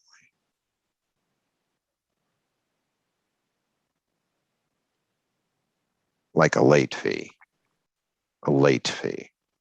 So in this situation, Ms. Young has not renewed her license or didn't renew her license within the 30 days. So the 30 days had passed. That's why there has been a recommendation for discussion at this board meeting.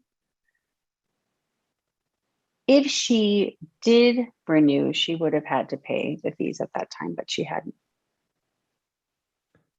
Thank you, Emmett. And Commissioner Cohen, and then Commissioner Keast. So this Well- is Andrew speaking. As we go through our list, there are 2 complaints against Ms. Young. So I was wondering, is it possible for us to table this discussion until we get to the second, and then we might have a better idea of how to handle both of them together, kill 2 birds with 1 stone, if you will? While this process is running, we have to look at one violation at one time. This is a specific violation that we know of, that we have documented, that Ms. Young had admitted to, that she had worked 2 days without a license. So that has been documented, and that's what we have to look at specifically. So I don't think it's a good idea, to table it because we have evidence that she worked without a license. So Commissioner Keast, and then I believe Commissioner Scarborough has something. Okay, Commissioner Keast. I'm still thinking, so I'll pass it on to the next person who would like to speak. I'm still kind of processing what I want to say. Okay, so should we continue the discussion or make a motion? Okay, Commissioner Benton. Like to move that we send a letter to Ms. Young and impose a fine of $50 a day for the 2 instances, since that's the maximum right now that we're permitted for this particular offense.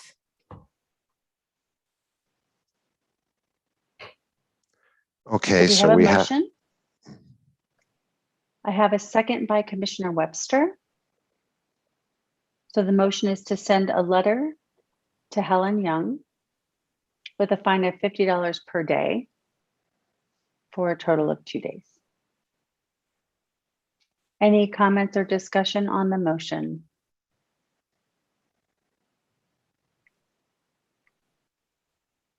So when we vote, I would like to vote via roll call. So Kyla, can you go ahead with the roll call for this vote, please?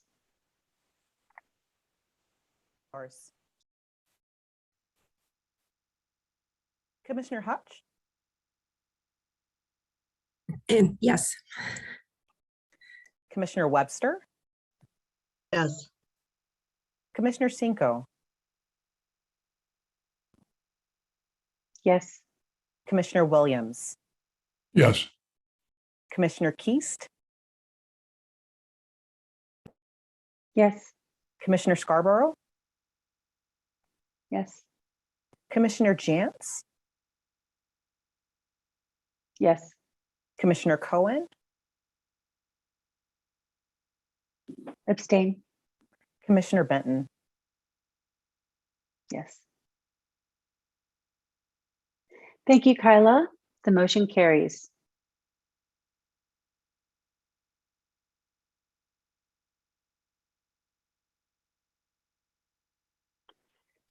Emmett, can you move on to Robin Deers?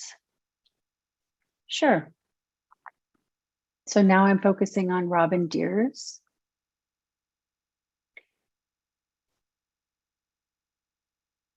A deaf patient filed a complaint against Ms. Deers, who is a Arizona generally licensed interpreter for a violation of the Code of Professional Conduct for unprofessional conduct during a physical therapy session.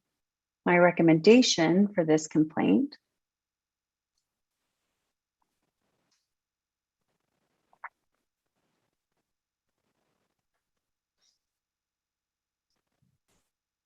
I'm pulling it up just a moment.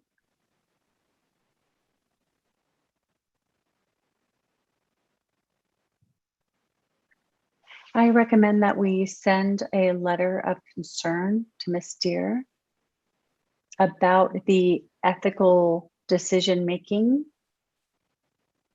and taking assignments that are beyond her physical limitations because of the conduct that we received a complaint about.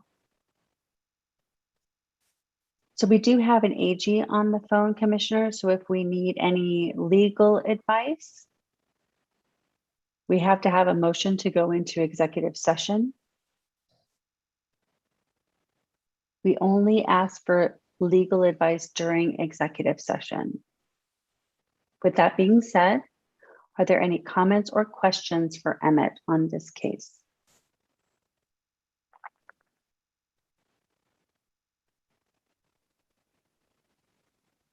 Or a motion?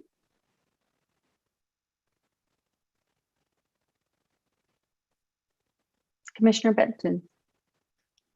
I would like to make a motion that the board send Robin Deers a letter and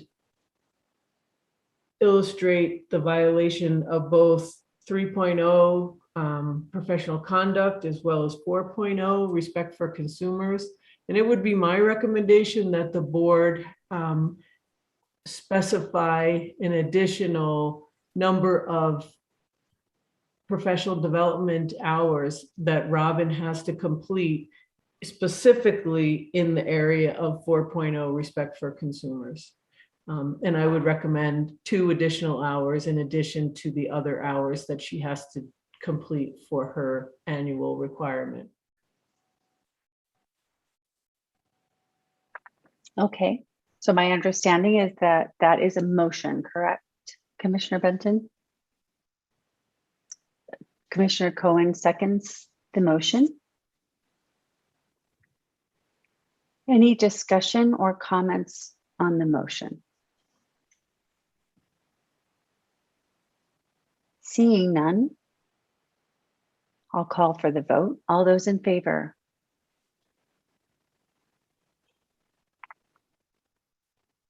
Any in opposition? Seeing none, the motion carries.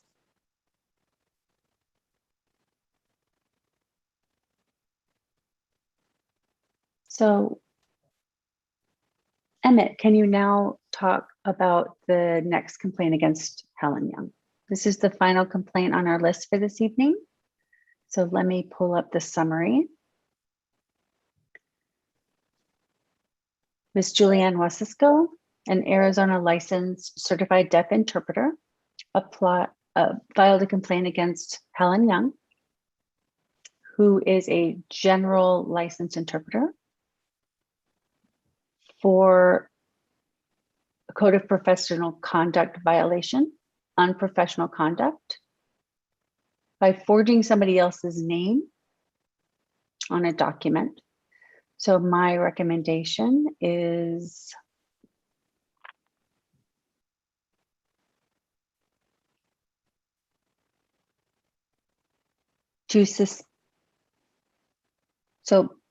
I'm sorry, just a For second. suspension. Just a second.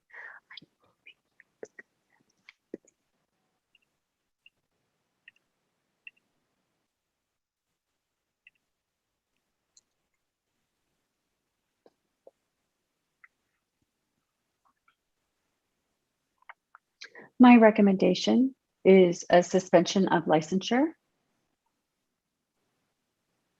per the allegations of a violation due to the fact that she had conduct unprofessional.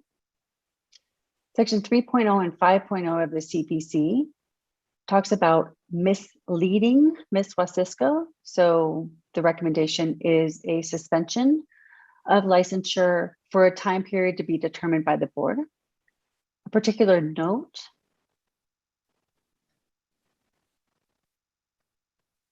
on February 21st of 2019, the board did take action on Ms. Young and fined her $1,300 for several violations of misconduct, and the settlement has been paid in full as of June of 2019.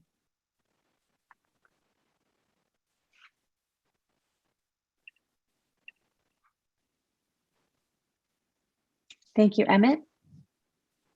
Are there any questions for Emmett? Commissioner Keast? This is Commissioner Keast.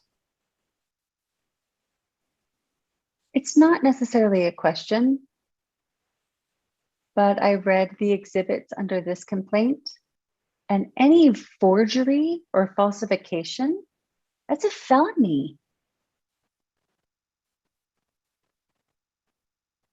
Chairman Jantz, I believe that that's actually a question for legal counsel. So if you would like to ask that question, we will go into executive session.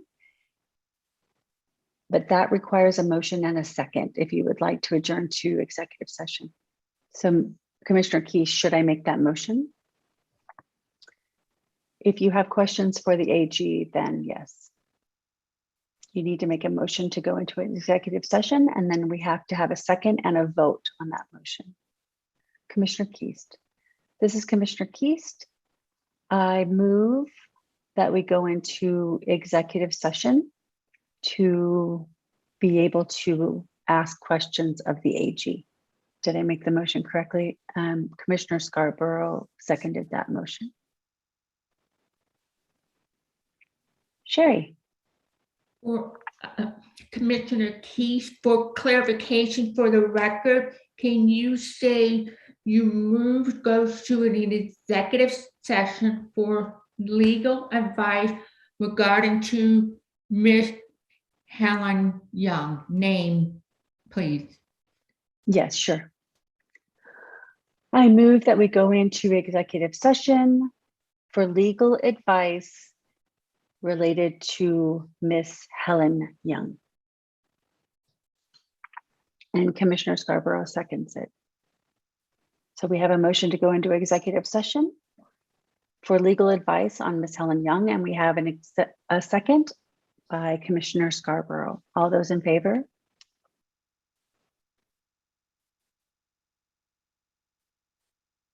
Any in opposition? Seeing none, the motion carries, and we're going to go into executive session at 7:08. Jeremy, I'll let you do your thing. Okay, this is Jeremy. So what I'm going to do is I'm going to call out the people who should be in the room and say yes or no, and then I will assign you.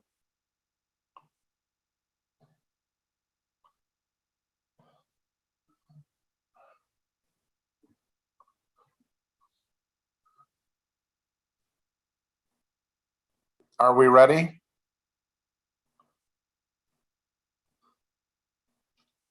We need an interpreter.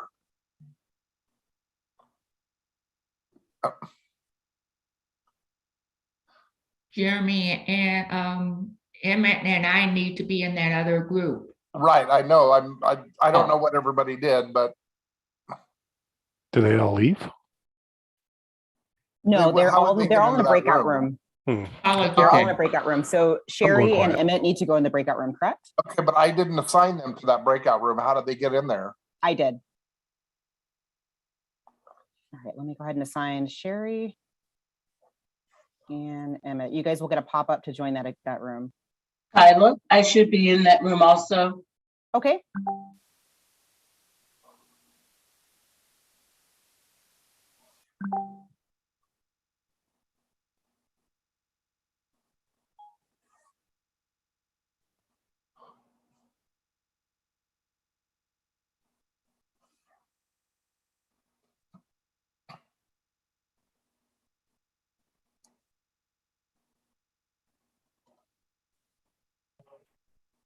Do we have the exec session graphic to put up?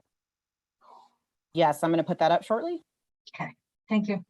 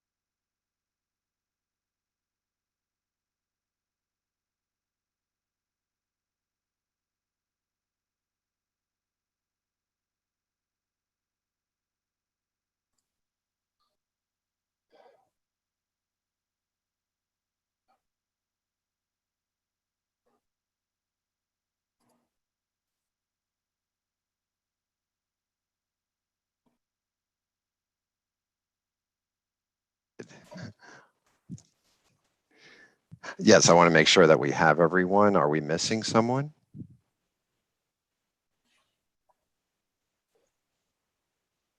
Okay, I think we have everyone. Perfect. The interpreters, everyone's back. Okay, so we're going to begin the regular session back again. And we're currently discussing about Helen Young, complaint of Helen Young. We're starting with discussion. You know, it's disappointing to see her name again as far as an ethical violation. It seems very disappointing, a show of the interpreting community standards that we expect that she meet those standards. And it's also disappointing that it hurts the rest of you, the consumers. As interpreters, it's very important that interpreters maintain a professional demeanor at all times to get a sense of reliability, honesty, and ethical code of ethics. So when that becomes in doubt, that doesn't only question the interpreter, it questions interpreters in general as far as the field is concerned. And that makes me rather disappointed, to say the least, as far as the regular ethics charges. You know, we expect and demand professionalism. We demand the code of ethics that they are complied with. You know, especially in the National Code of Ethics, it's not just herself, but in general, it's important for the interpreting community that this is established and upheld in the community. And so we need that honesty, that integrity, so that to be followed. And so I would like to open for more further discussion from the board. Seeing Commissioner Keast. Yes, thank you. This is Commissioner Keast making a comment here. You know, to follow up with what PV said, it is very disappointing because of a lack of integrity in the interpreting profession. You know, all the time since, you know, we have worked, even myself as a consumer, seeing a lot of interpreters where it's happening more and more, and realizing that the interpreting profession is being perused right now. I mean, seriously, it is disappointing. They're abusing their power. Oh, abusing their power, I'm sorry. And then as far as the word, as my reaction is, I'm appalled. Really, I teach ASL, the interpreting program, for 30 years, and still this person is practicing dishonesty. I'm just appalled. It is time for us to take a stricter stance, as well as PV said he was disappointed in how that affects the deaf community and how we as a commission make decisions that affect them and the punishment thereof, and to show the outside interpreting community to see that this is serious and that it would help the profession to stay honest, and this would affect the future. And right now, it is disappointing. Thank you, Commissioner Keast. Okay, Commissioner Cohen has a comment. I'd like to move that we can miss that. It's possible for a motion. I believe that we do have some other individuals who would like to make comments. Does anybody want to continue the conversation before a motion is made?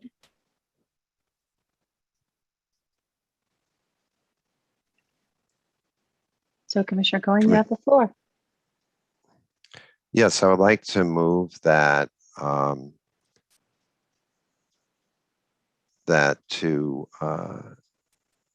sorry, I didn't catch that.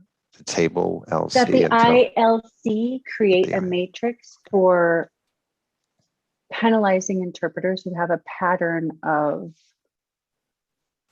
violations, so that there is more of a transparency and it can be then shown to the interpreters what an individual or how they will be penalized. That's a bit of a long motion. So I move that the ILC be charged with creating a matrix of penalties for greater transparency. Commissioner Cohen, my understanding is that we already have a current schedule for violation, first time violation and concurrent violations. We have that. And that there are specific, is there anything specific in your proposal? Or do you want to hold the proposal, or do we have a second? Ms. Keith said, I'd like to hold that. Seeing no second in the proposal, maybe we can hold it.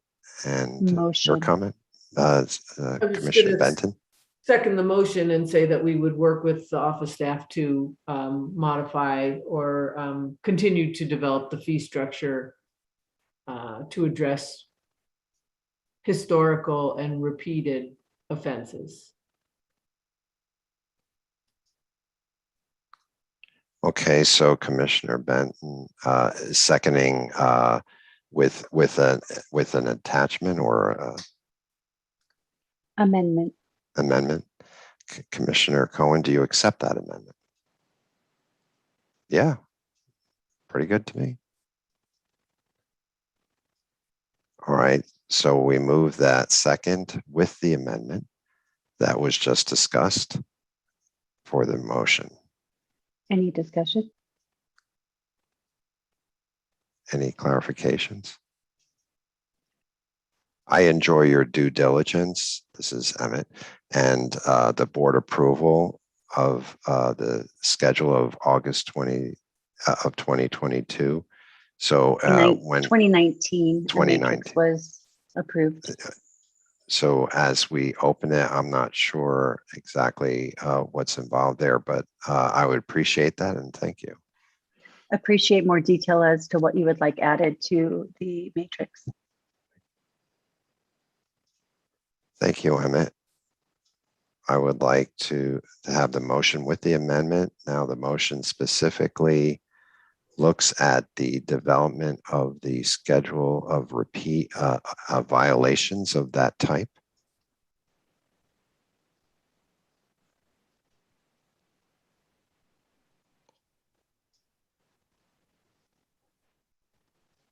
Do you accept the amendment? Commissioner Cohen says, are you asking me? Really, it's for both of you, Commissioner Cohen and Commissioner Benton.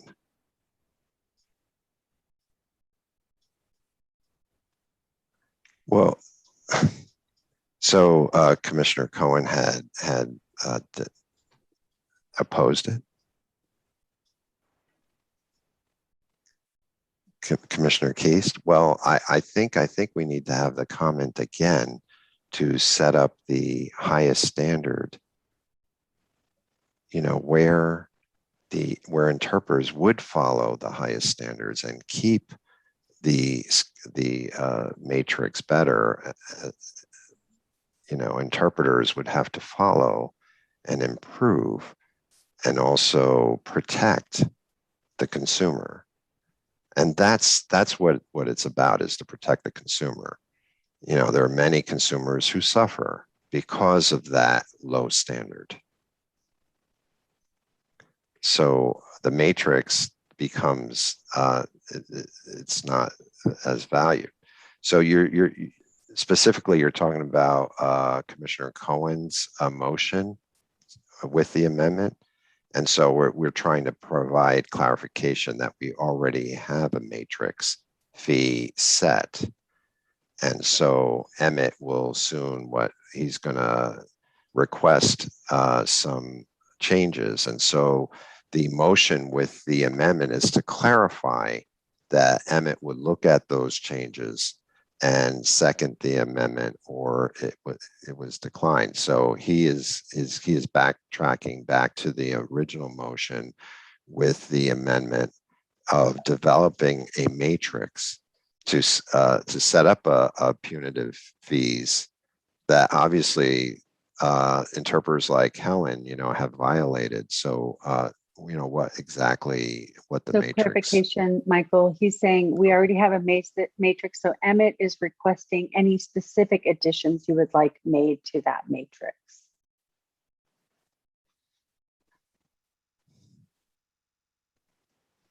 Again, why did Cohen oppose it? What did he actually oppose? Why do you ask me what was opposed? Michael, let's go ahead and switch. Missy says, PD saying, are you asking me why or what? Why he turned it down, or are you asking me what he turned down? Commissioner Keys is saying what he turned down. Okay, I just wanted to clarify that. There was a second amendment that specifically clarified the development of a matrix for repeat violators. Commissioner Benton accepted that. It was denied by Commissioner Cohen, so therefore the motion was denied. Commissioner Cohen, did you have a response?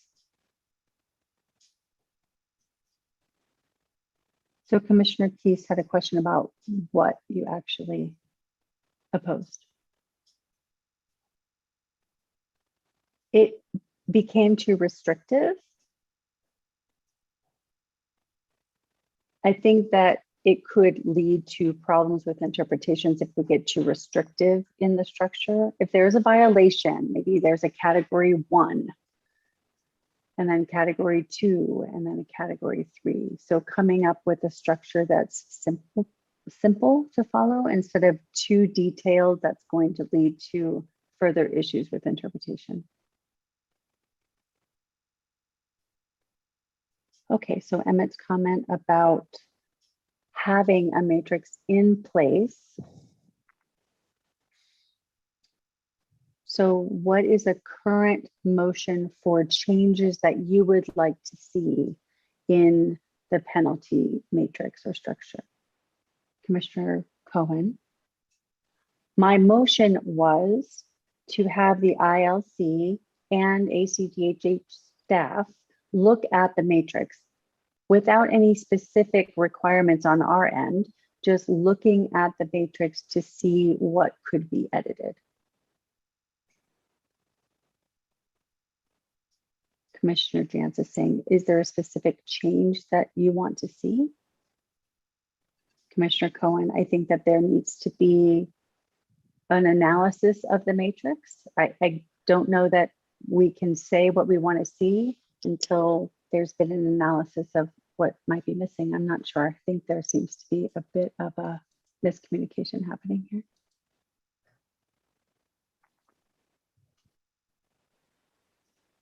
Commissioner Chance, so for the record, I want to clarify.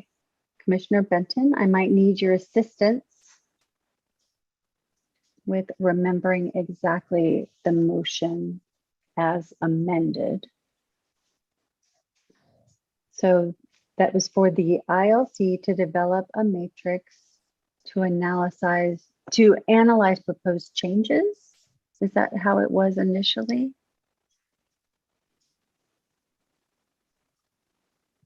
Is the question for me or for Commissioner Benton? Commissioner Cohen is asking. Technically, it's to both of you for clarification. What's the current motion as amended? Commissioner Cohen, I think I'm tired. So I'm not sure the terminology if, I'm not sure what the initial motion was now. I'd like to ask the secretary to remind me of what was said.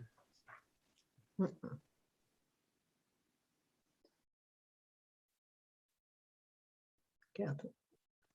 Commissioner Benton? Well, I may be the secretary. I wasn't taking notes, so I can't help you out with the specifics. I apologize. But what I was going to say was, I move that we, the ILC, the Interpreter Licensure Committee, work with office staff to modify the fee structure to take into consideration repeat and historical offenses. Okay, so that's a new motion. We can't have a new I motion. thought the other motion was, I And so- thought we killed the other motion. Oh, goodness. So we do currently have a motion from Commissioner Cohan on the table with Commissioner Benton's amendment. I provided a second amendment with the clarification of specifically developing something for repeat offenders, and that was denied. So now we're back to the original motion with the initial amendment. So can we just vote on that now? Emmett said we already have that Okay. in place. We could either vote now with Commissioner Cohen's motion and Commissioner Benton's amendment to develop a matrix, which we already have, or Commissioner Cohen can withdraw his motion to make room for a new motion. I think there's some confusion, so I'm trying to keep things organized and as clear as possible. So if there's no further discussion, we can vote on the current motion. So let's vote on the current motion. All in favor, say aye. Commissioner Keys, what are we Aye. voting on? So that we have a point of clarification. The vote is for Commissioner Cohen's motion with Commissioner Benton's amendment that was accepted to develop a matrix with ILC and ACDHH staff for the penalty fees. And that's what we're voting on right now. So all those in favor, please say aye.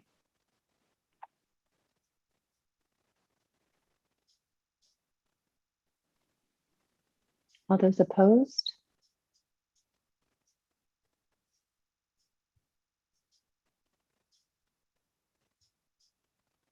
Abstentions? So the motion failed.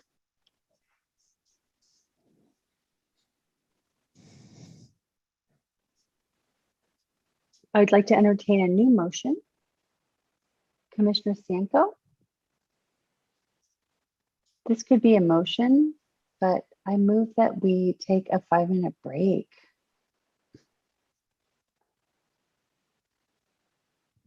Any seconds? Just 5 minutes. For the interpreters and CART, everybody can get up and move their body for a second. I feel like we're starting to implode mentally. Commissioner Jantz is saying, I'm seeing no second, so we're going to go ahead and continue. Point of clarification. We have the interpreters until 8:30. Time is running out. So this is an action item, and we need to make a decision, either to move forward with the complaint or to table it until the next board meeting. I see Commissioner Benton and then Commissioner Keast. I move that the board imposes a fine of $1,000 for the complaint brought against Helen Young.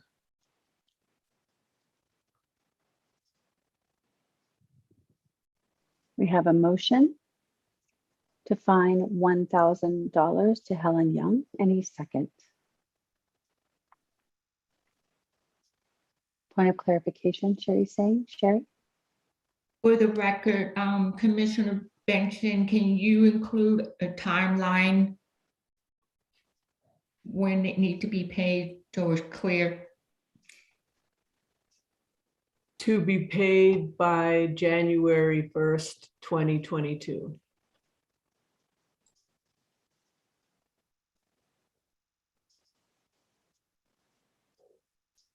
Thank you. We have a motion of fining Helen Young $1,000 to be paid by January 1st, 2022.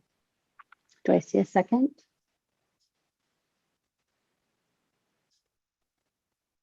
I will second the motion, but I would like to add a friendly amendment, if you don't mind, Commissioner Benton.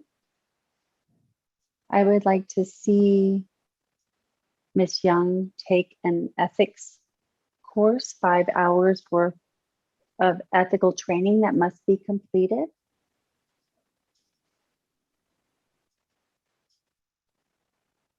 The fine be paid by January 1st, 2022, and that the course be completed by March 31st, 2022. If both of those are not met, then the license will be suspended for 2 weeks. Commissioner Key says I second that. Commissioner Benton accepts. And Commissioner Keys seconds. So the current motion is a fine of $1,000 to Helen Young to be paid by January 1st, 2022. And a following requirement of ethical training in a total of 5 hours to be completed by March 31st, 2022. If either of those are not met by the deadlines, the license of Ms. Helen Young will be suspended for 2 weeks.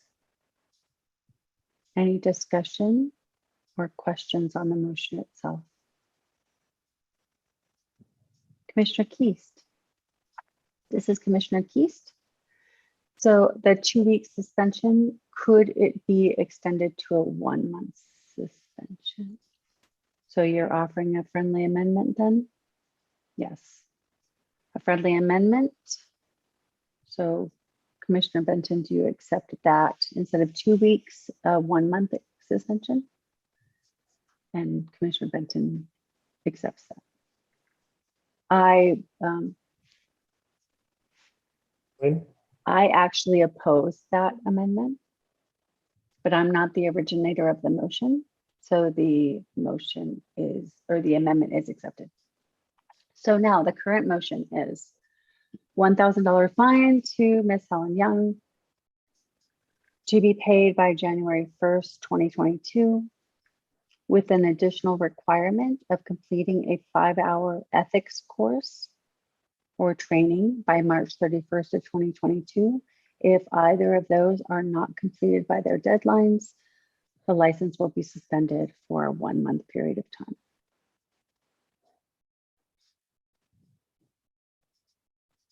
Any continued discussion or questions?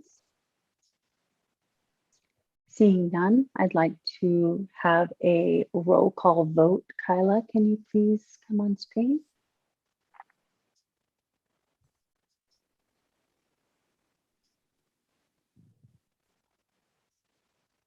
Yes. Commissioner Keast?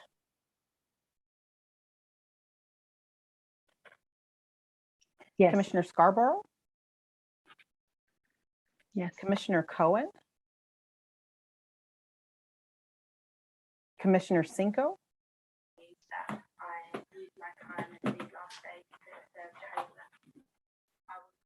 Yes. I'm so sorry.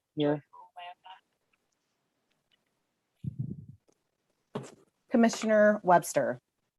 Yes. Commissioner Benton? Commissioner Williams? Yes. Commissioner Jantz?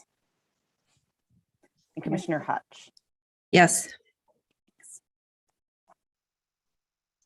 So point of clarification, can you please recall Commissioner Cohen I don't know if he actually saw you asking for his vote, Kyla. Sure, no problem. Commissioner Cohen, Abstain. Thank you. The motion carries.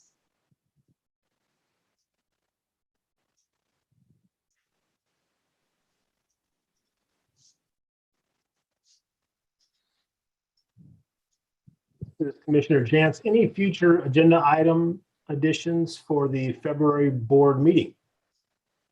I have one thing I'd like to add, if possible.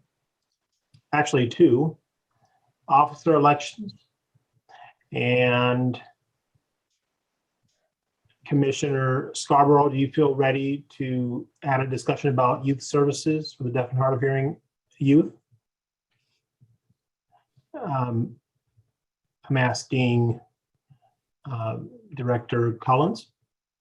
That would be our update report in response to Commissioner Scarborough's request. So I have a list of everything that needs to be in the February meeting, so I'll get that covered. But I know one board member needs to get off right now. This is Commissioner Jantz. Thank you. I want to make sure you add that to the agenda. Any other things that need to be added to the agenda? Commissioner Keast. Commissioner Keast here. I'd like to add getting a commissioner to work on a matrix for licensure and for new business to work on this matrix. Commissioner Jantz will add that to the agenda as well. We'll do an update on that topic. Commissioner Keith said much appreciated. Commissioner Jantz here, thank you. So I think that's it. I accept a motion to adjourn. So moved. Commissioner Scarborough. Scarborough has moved to adjourn, and Commissioner Webster has second. And all those in favor? Any opposed? Seeing none. Thank you all and have a great evening. And as a reminder, we meet virtually again on February 17th. Happy holidays. Happy holidays, everyone. Happy holidays, and thank you, interpreters. Thank you. Thank you. Thank you. Fiber card provider. And thank you, Jeremy. Thank you, Jeremy. You did great. You guys were wonderful. Yes, all of you. And Emmett too. Thank you, guys.